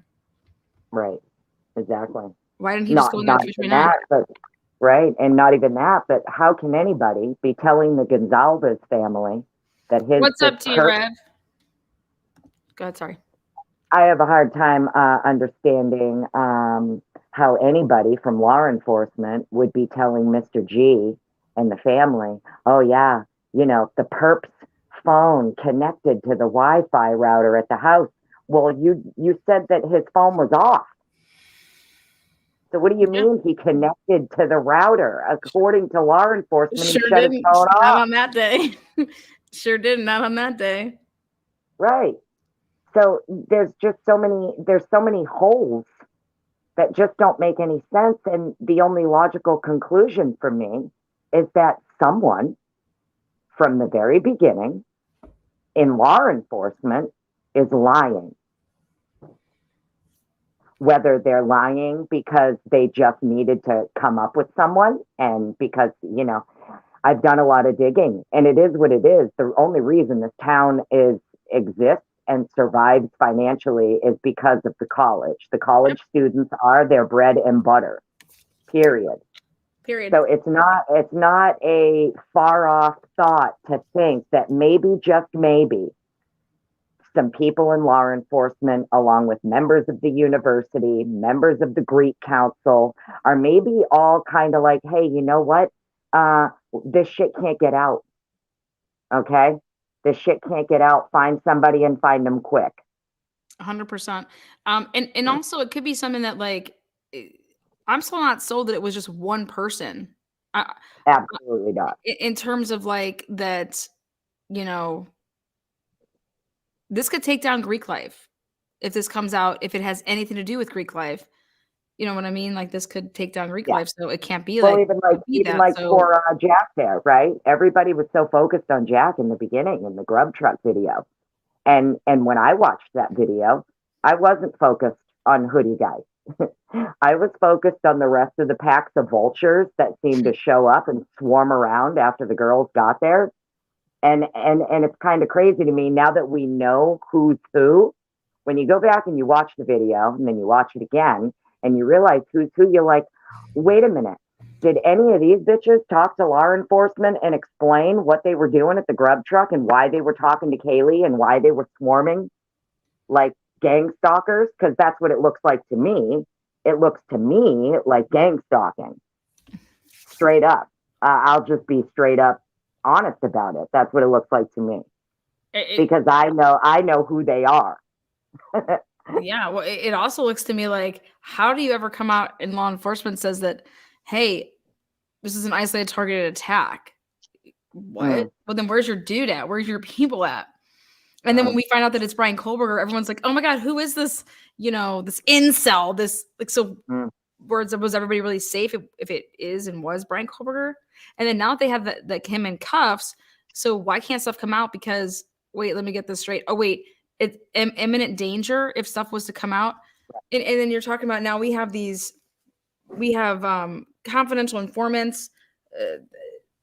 We're going to invoke the informant. The whole imminent danger. On, yeah, the whole imminent danger thing to me just implied that either they're worried.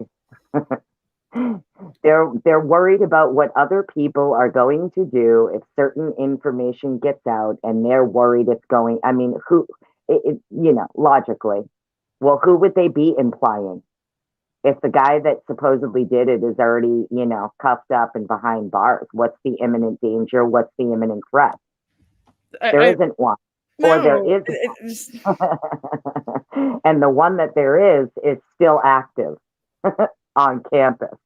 Yeah. That's what I deduce from it. Like personally, as a mom, as someone with a college student, Idaho is the last place I'd ever send my kids, right? Yeah. So it seems to me that a lot of these well, I would never let my kid, if my kid wants to be in a sorority or fraternity, I'd be like, are you kidding me? No absolutely. way. Nope, absolutely not. No. Or I'd be like, yeah, sure you can, but you can pay for it, and they're not gonna be able to afford it. So and it's crazy too, because there's so many different other people, right? That I feel like, just like the Gonzalez family said, they were cleared too early. Mm-hmm. I agree, and I believe that they were cleared too early because they have to protect the bread and butter that pays the bills, that keeps everybody in the town employed. You can't have it coming out that your frat Gonzalez is one to put up flyers, and they're like, "Oh hell no, you ain't put up flyers." Right. They were like, "Not put up rewards.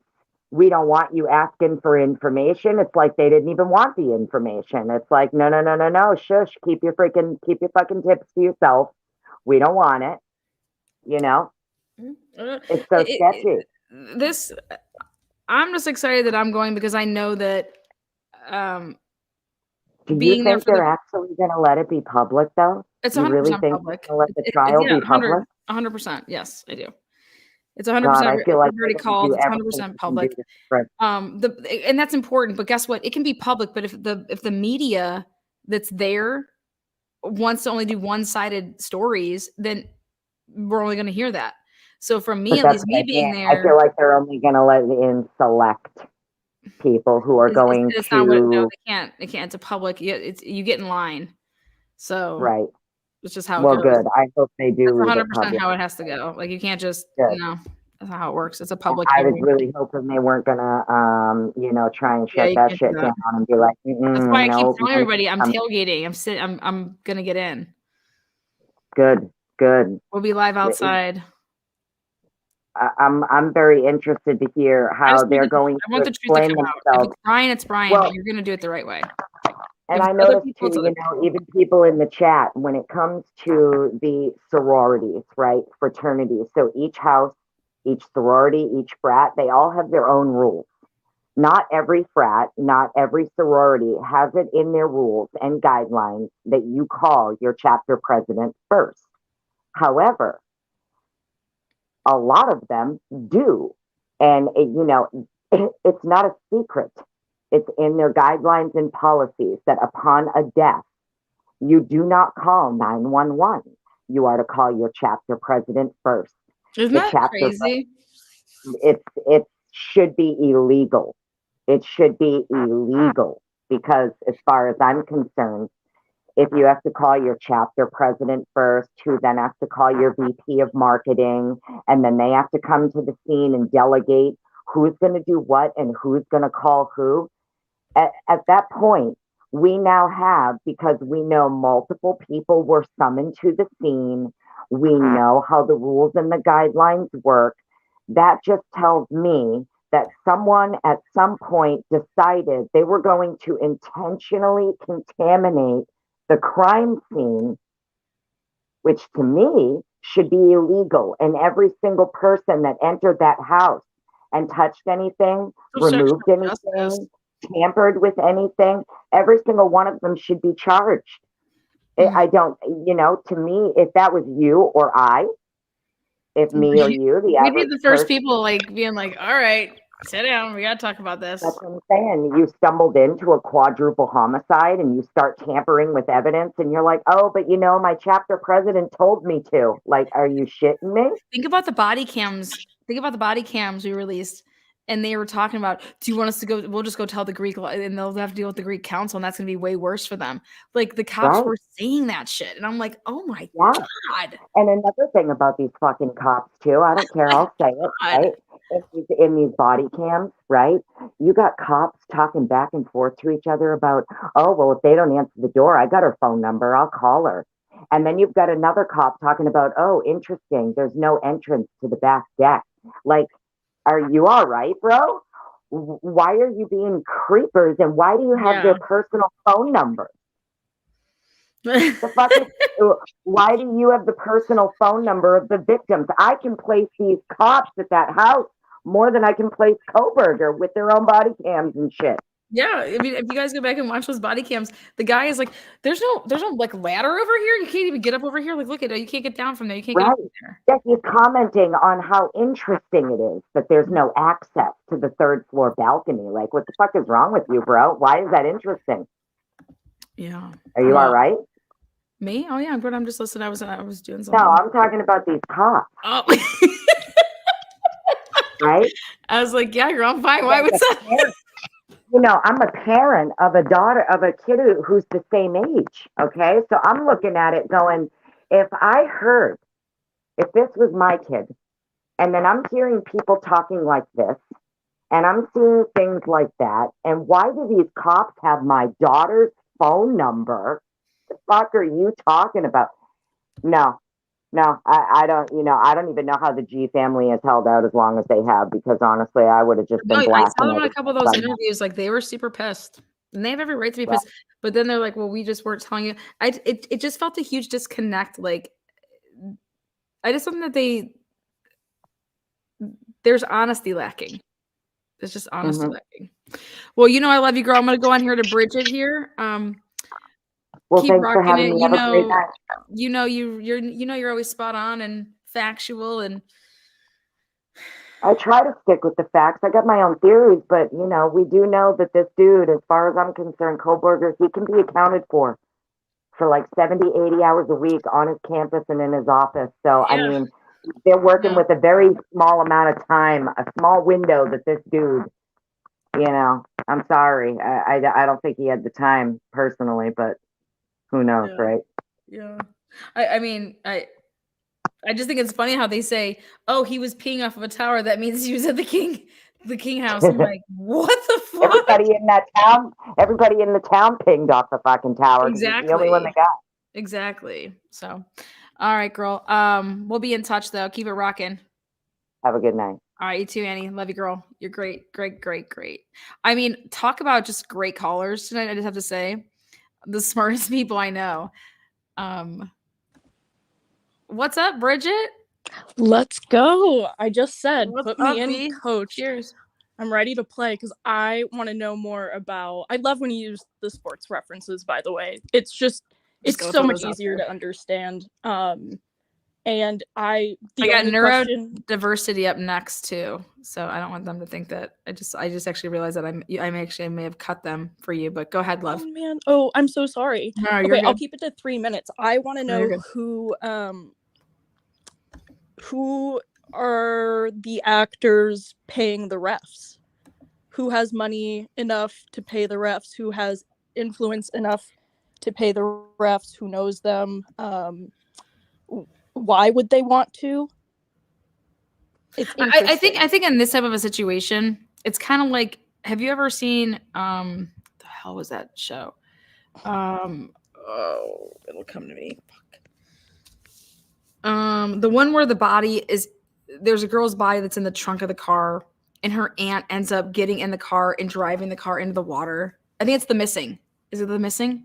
I've never seen it, but I'll take your word. Well, I think that's what it's called. I need to see it. I think it's The Missing. Cool. I'll watch. If they still have it out there on Netflix, if not, it's worth buying it. It's a great series. Anyways, it's something that, in my opinion, with this, it would be, you don't realize like what you're doing. You didn't have anything to do with the murders, but you're covering up maybe why the murders happened, which is important. Make sense? Mm-hmm.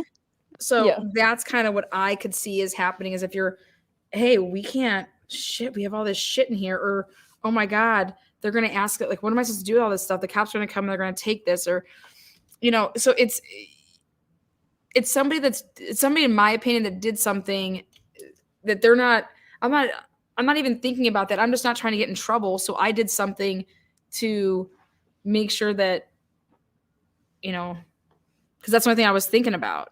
That's what people do. That's what selfish people do. And people are also like this. Me. Okay. So like, say that I'm Dylan. Yeah. If I find out that my roommates are dead, okay, well, holy shit. And if we're involved with a bunch of crap, but I don't think that it has anything to do with this, like, I have no idea what happened, but I'm not going down, or I'm not getting blamed.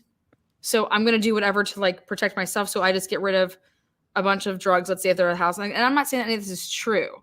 I'm just saying, you're not thinking, you're thinking of yourself in that situation, because I'm taking it for what it's worth that people are saying. That's what sororities are telling you to do. Right. You call us, it's nuts. If that's insane. That blew my mind tonight. And I feel like I was in college literally yesterday. I did not know that their first line of response is to go up the ladder. That's insane. I've heard of that. That was what was going on, but looking back at my college experience, that makes 100% sense. It's sick. It's sick to be. It's sick because you start seeing all these overdoses, and you start seeing, kids are dying of a potential like an alcohol overdose or whatever, alcohol poisoning or something like that. Because what? Because hey, you're not allowed to take them to the hospital because then they're going to wonder what's going on. So just they'll sober up, leave them alone. I think that's what's going on. Yeah, I think the sorority sister that, or Heather, sorry, but she was I think it was Heather that was at the sorority. Cheers to Heather. Cheers to Heather. Shots for Heather, because that was a lot of insight that I didn't have, and I have lots of friends in sororities. Like, I didn't know about not calling the police. I didn't know. I mean, I guess what I did know is definitely that there's drug problems in sororities. Of course, they're all on all sorts of fun, crazy drugs, just to keep up with everybody else, 100%. So it is interesting to hear about the overdose deaths. I could see a difference. Everywhere. Go and look at Kaylee's pictures. Craziness. Go and look at Kaylee's pictures from. I don't even want to now. Now I can picture it in my head, but it makes me sick to my stomach. It does, and I don't ultimately think that was what I don't want to think that that's what that the sororities had anything to do with this guy. I think it's a murdering lifestyle. them. I think it's I just mean like about a lifestyle, like about this whole secrecy thing. It's You know, unbelievable. they keep secrets and they don't tell because that's part of the lifestyle of being in a sorority and being in a fraternity. Yep. It's secrecy and you are sworn to it and there's don't legal speak. pressure from these organizations. They have lawyers for days. They have money forever. Like, absolutely. But check this out though. Like if that happened on a basketball team or a football team, if you don't speak up, you're losing your scholarship. Okay. But here in the sorority and fraternity lifestyle, if you speak up, you're losing. You know what I mean? If you don't speak up on what the hell happened, you're going to go down with them just as much as they're going to go, you know. But when you're talking about sorority and fraternity lifestyle, if you say a word, you're losing your you're losing your status with them. Yeah, that's just nuts. I mean, the only difference there would be that you know, athletics are under, supposedly 99% of the time they're under the umbrella of the university, right? Like they have oversight. Yeah, the NCAA, they owned us. So. And yeah, oh my god, I played a D1 sport for like a second, okay, and I had to pay. I don't even remember what the NCAA fee was. Unbelievable. I was so pissed. I had to, and I think I dropped the team like a semester in. I was still mad I had to pay the NCAA any money. But regardless, like I forgot where I was going with that. It's just if we're talking in sports references, I think it's crazy that like you can. So let me ask you something. So when cops would interrogate somebody, like let's say like Dylan or Bethany, or just not interrogate, question, like, just interview. Hey, so what happened?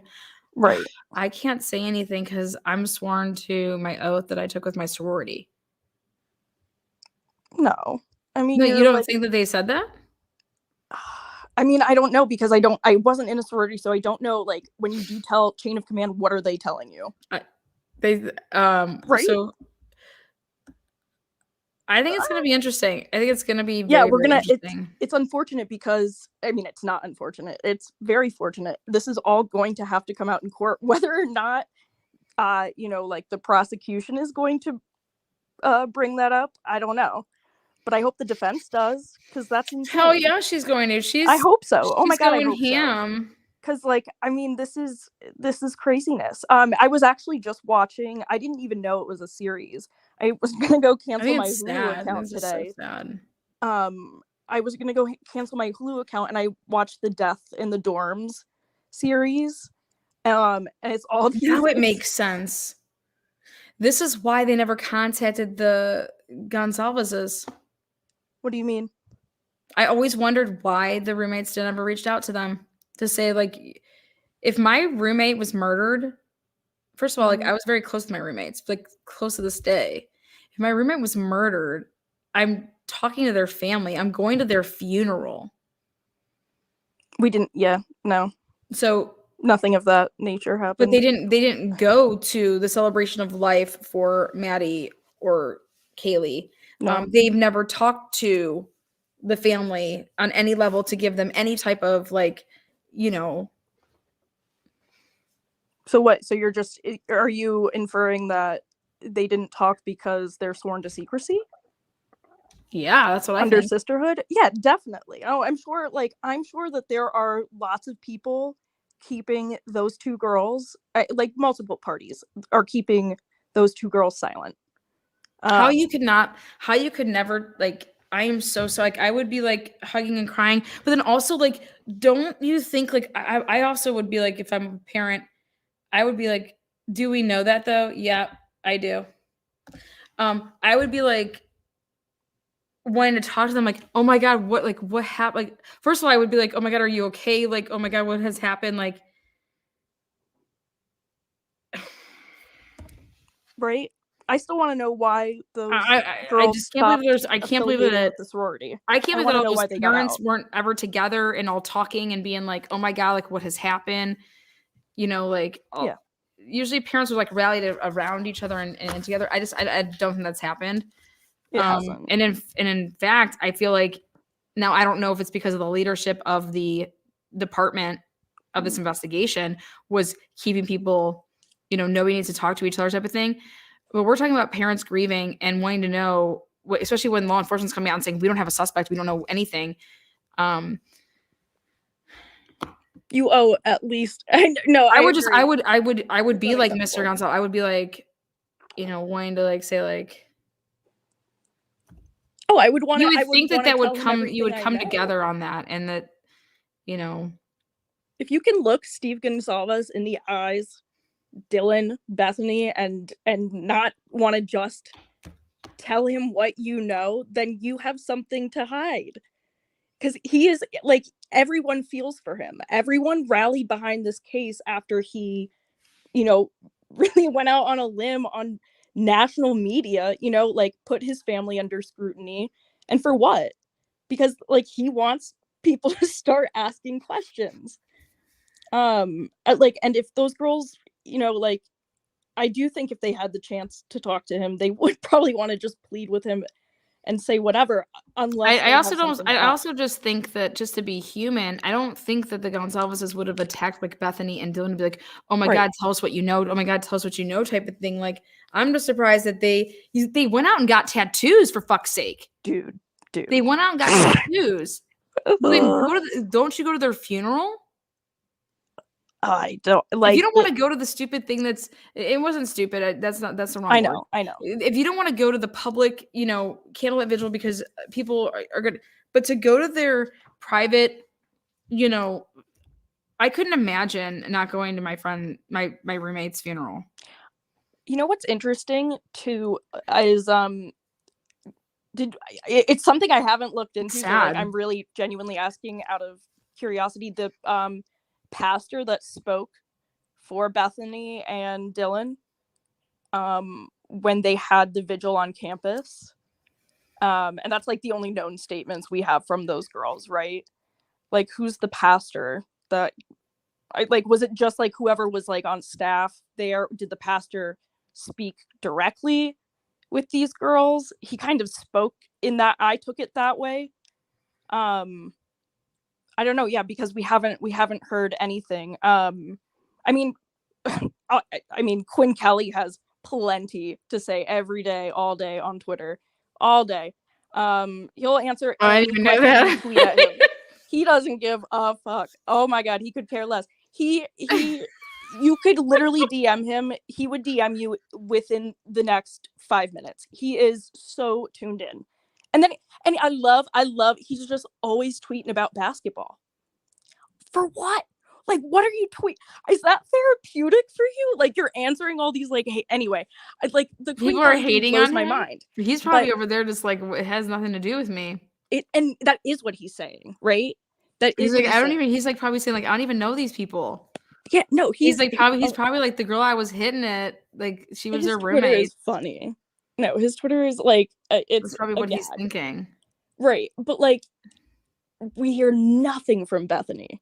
Welcome, absolutely Kelly. Nothing. There's no one speaking up for her. There's no one.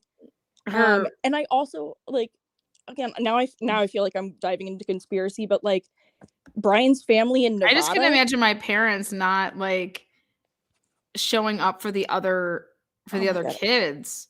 But then again, like I think the situation probably put them in a bad spot. The surviving one, like I don't know if I would want to get up and have to like I don't know if I would want to be. See, like all of my roommates have always like they've always spent, like, me and my roommates were very close. I've spent time at their parents' house, slept over, vice versa, go on trips and stuff like that. So like I think that, you know, that situation's a little bit different. I mean, but they say sorority sisters and they're so close and blah blah blah. Well, whoa. I mean, I don't know. Their lawyer said shut up. Has me reeling. I just don't understand. You can listen to your lawyer and say shut up, so we're not going to talk about it, but that doesn't mean that you can't go somewhere and be and pay your respects and be respectful. Yeah. Like I want to still be here, you know? I don't know. And everybody has a right to do things however, you know. I don't know what the drama is behind the scenes. I'm just saying, me personally, you'd have to like no, I'd be so pissed. I'd be raging. Like, who the hell thought they could come into my house and kill my motherfucking roommates? my fucking friends. I Like, would be what? I would be the one that's like, I would be super obviously brokenhearted, but I would also be like demanding, like, what the Oh, no hell one is would going be able on? to. No That would one would never silence fly. me. You think you can come in my house, and then why didn't you take me to like to live like just wow? But I think there's just like I said, it's just everybody's different, and Yeah, and I don't want to. It's so hard. I don't I'd want to like. hang the person by their balls that thought that they could do that to my But best that's friend. just it. There's no way you would be able to silence me if that, even if that was something that happened on my campus. You thought those carcasses were something on that campus? Well, Ugh. not till I'm done with you is how I would feel. If that happened to my best friends. Like, it's just, yeah, no. We weren't involved in nothing like that. Like we weren't like we were all amazing people, and the thought of somebody ever doing that to my roommates would be there's no words. Horrific. But I want to know, like, obviously I want to know who did it, and I want to know why people have the means to want to cover certain things up. Because like they're doing a really bad job at it, and I want to know why. Why are you doing such a bad job at this? And is it just because you're bad at your job in general, or like, are you working around another narrative, trying to form another narrative on top, like, and on top of all the other narratives that are out there on the internet? I don't know. It's confusing. Anyway, you can take another call. I just wanted. Well, my you main rock, question was girl. about the money. Rock on. And I do. We're wrapping this up, so Yeah. I'll give You need to go to Gina bed. Marie her. I told her she could have the last call, so Gina Marie gets the last call in. All right, perfect. Thank you for taking my call. All right, Bridget, you rock on. Rock on. Neurodiversity, what's up? Hey, I had a boyfriend that he had a similar mannerism. A lot of my exes had autism, right? They had similar mannerisms, and like that, like blank expression, lack social skills, caught steering, bad with girls. It's like a bunch of my exes, because I'm ace, and I like dating people with autism because they're more understanding. Okay. But it reminded me of one of my exes, because his mom went and worked in his school when he was struggling with social stuff. He was getting bullied. And it was similar to BK, because his mom also went to help him in school and he was struggling too. Okay. And I feel like the media is taking this thing where people see people that lack social skills or like have weird mannerisms or are not good with girls, and they're taking this profile and saying, oh, these people are serial killers. And it really bothers me. It really bothers me. And also like how everyone already has a verdict before even the case happened. Yeah, before we even know like what actually even happened. Like autistic people have certain mannerisms, and I'm afraid that like the way the media is taking this and like using those mannerisms and the hate people have for autistic people, and like I don't know, it's just like it's a great point. I think that's a great point. I'm so glad that you called in to say this, because I think that's a great point. Because like like we already have Sheldon Cooper, like we have like all these characters that portray autistic people as like really terrible. That's like right, I forgot. Amen. And then like we're trying to change that. We're trying to push a narrative that's like more, neurodiversity, all that good stuff.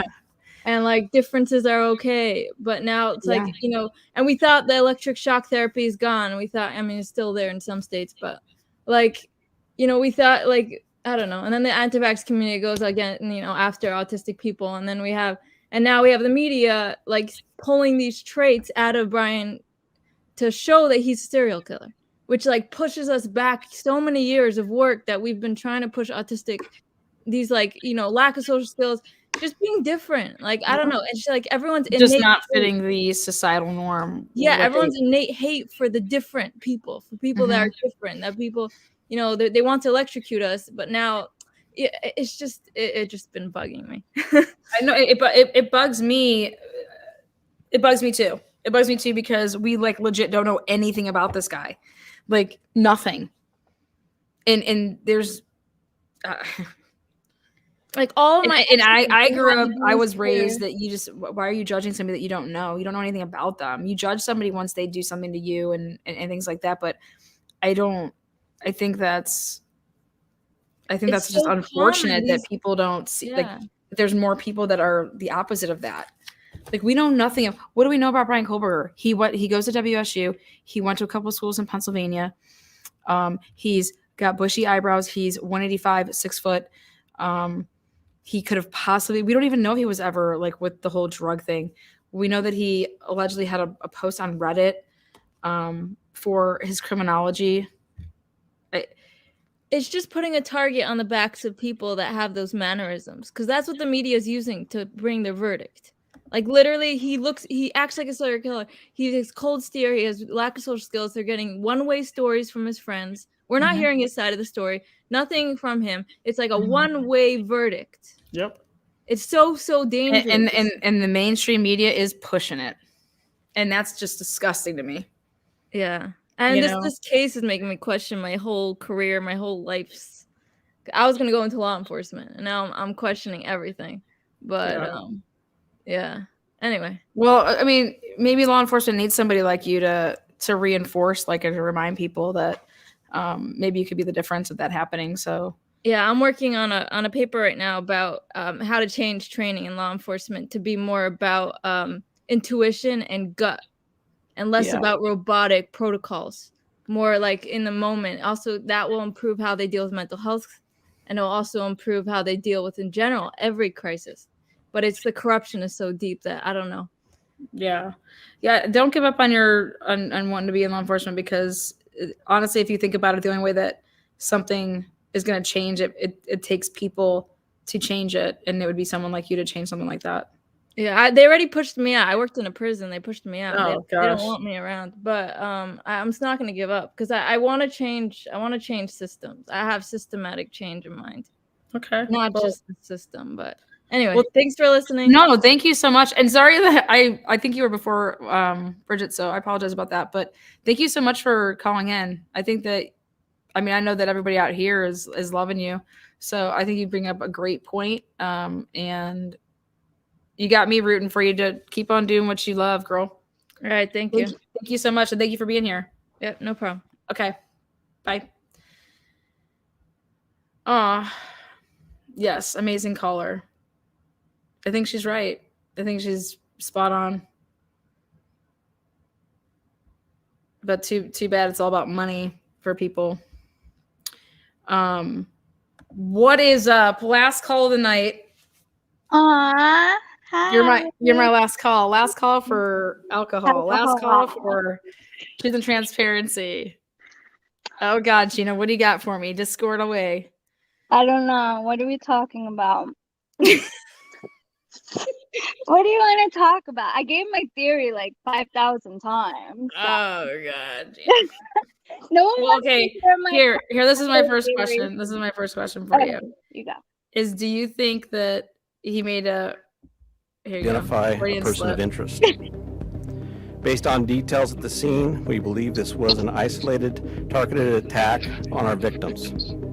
We do not have a suspect at this time, and that individual is still out there. We cannot say that there's no threat to the community, and as we have stated, please stay vigilant, report any suspicious activity, and be aware of your surroundings at all times.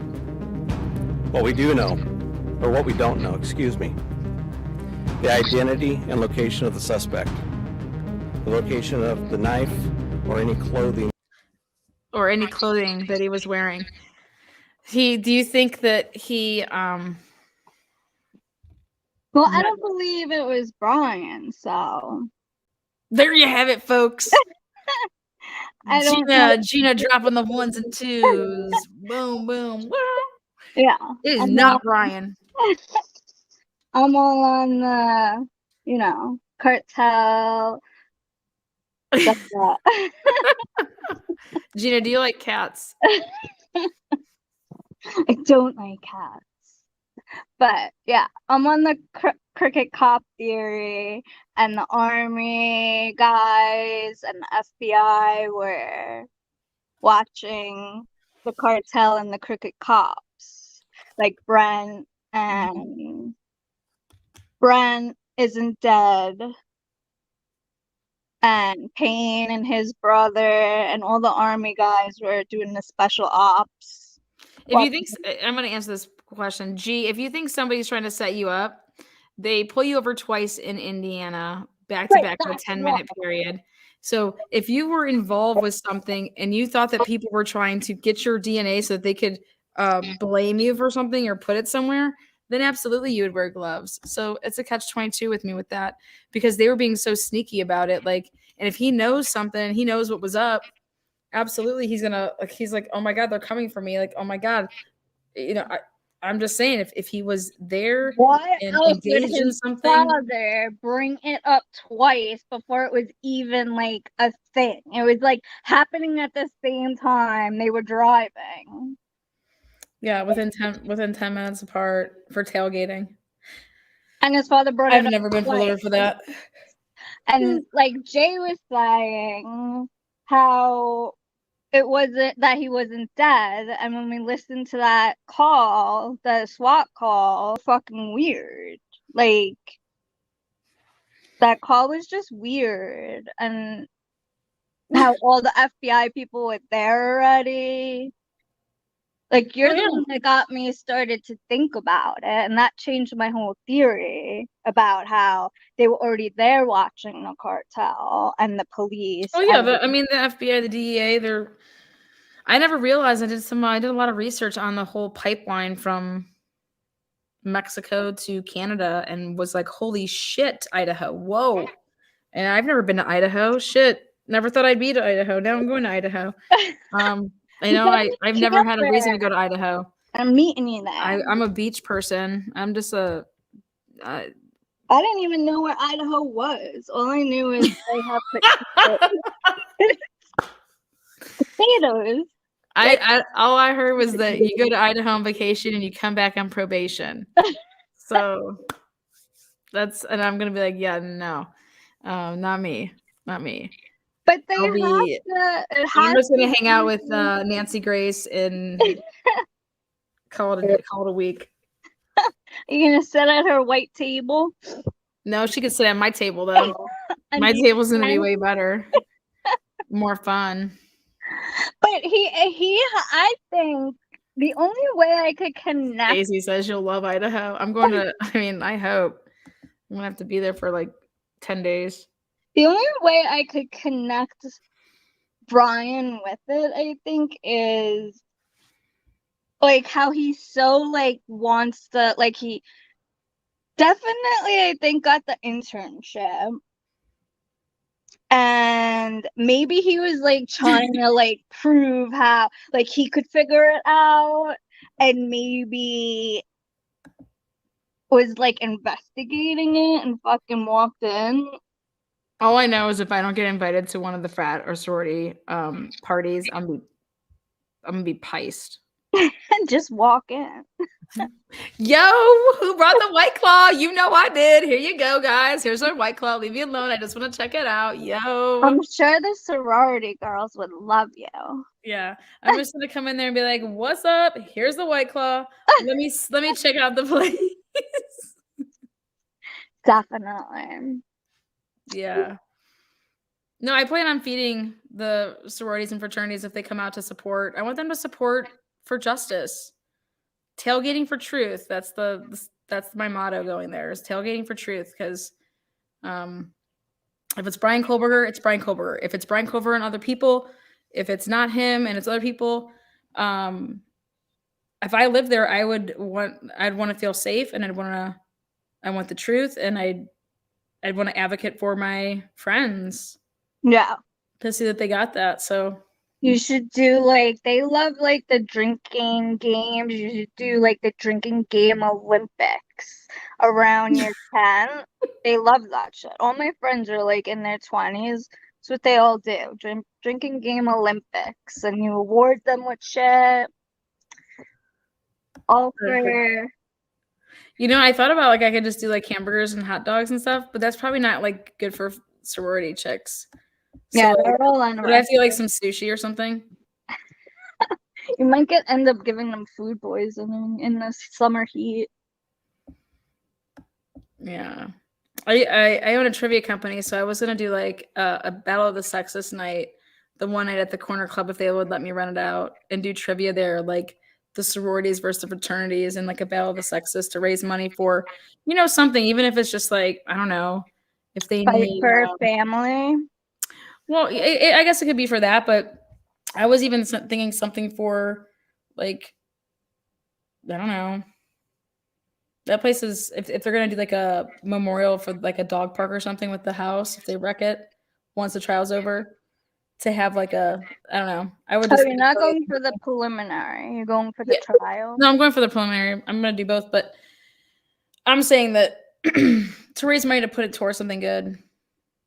Or maybe here, if the sororities win, they can have it. They could split up their money, and then if the frats win, they could take the money and split it up. But we did it in Cincinnati all the time, and it was a big old event. So I got my thing working without the headphones somehow. anything to bring people together for this, I think that the town should be rallying around their friends. Are they gonna be there in June, or is that like summer break? Yeah, but like if you're usually once you're like after your freshman year and you're like already living in a place, you usually like you live there all year round because you're paying rent all year round. You know what I mean? Yeah. So yeah, I think that house, once the trial's over, I think it'd be a perfect dog park over there and call it like Murphy's Park. I think that'd be. Yes, I love that idea. Yeah. So maybe that's what I can go for. That's perfect.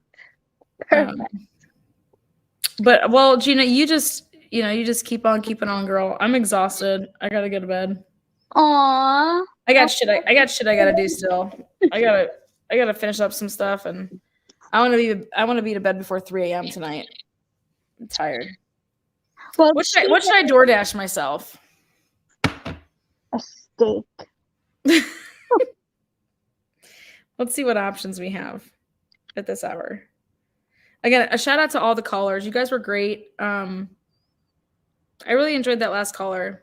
I think that she really hit home to me on how important it is, people that have, YouTube channels that are, obviously we're not mainstream media and we don't get those type of numbers or whatever, and we're not seen by those type of people. But whatever difference we can make to make sure that stuff like that the mainstream media is putting out that is just like, it's just so ridiculous. That if there's any way to combat that. Putting out. So thank you for calling in. That was. Thank you for letting me be the last caller. Oh, you're welcome there, Gina. You keep it real. Are you going to Discord later? No, I don't have a Discord. I'm blocked from Discord because you and fucking T-Rev weren't talking. T-Rev was just in here. I know, but I got kicked out of Discord. Because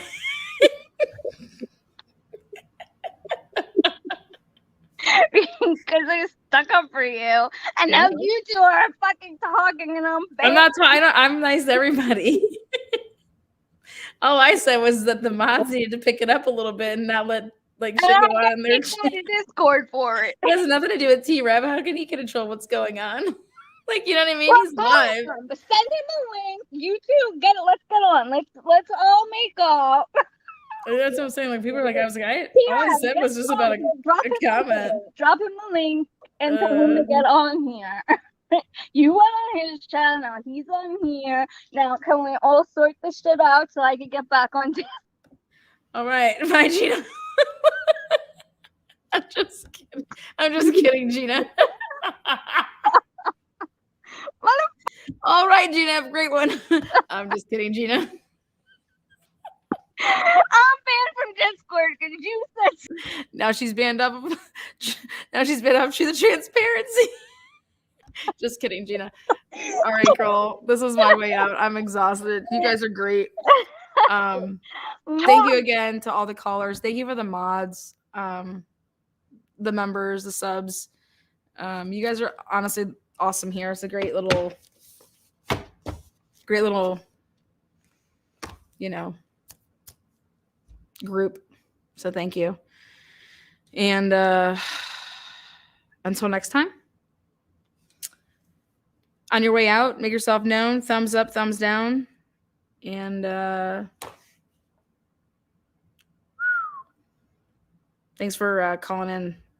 Who wants to read off personal jurisdiction all night? Wow. All right, guys. Good night. Just so you guys know, I don't have Discord. Join your Discord. There is none. There will never be one.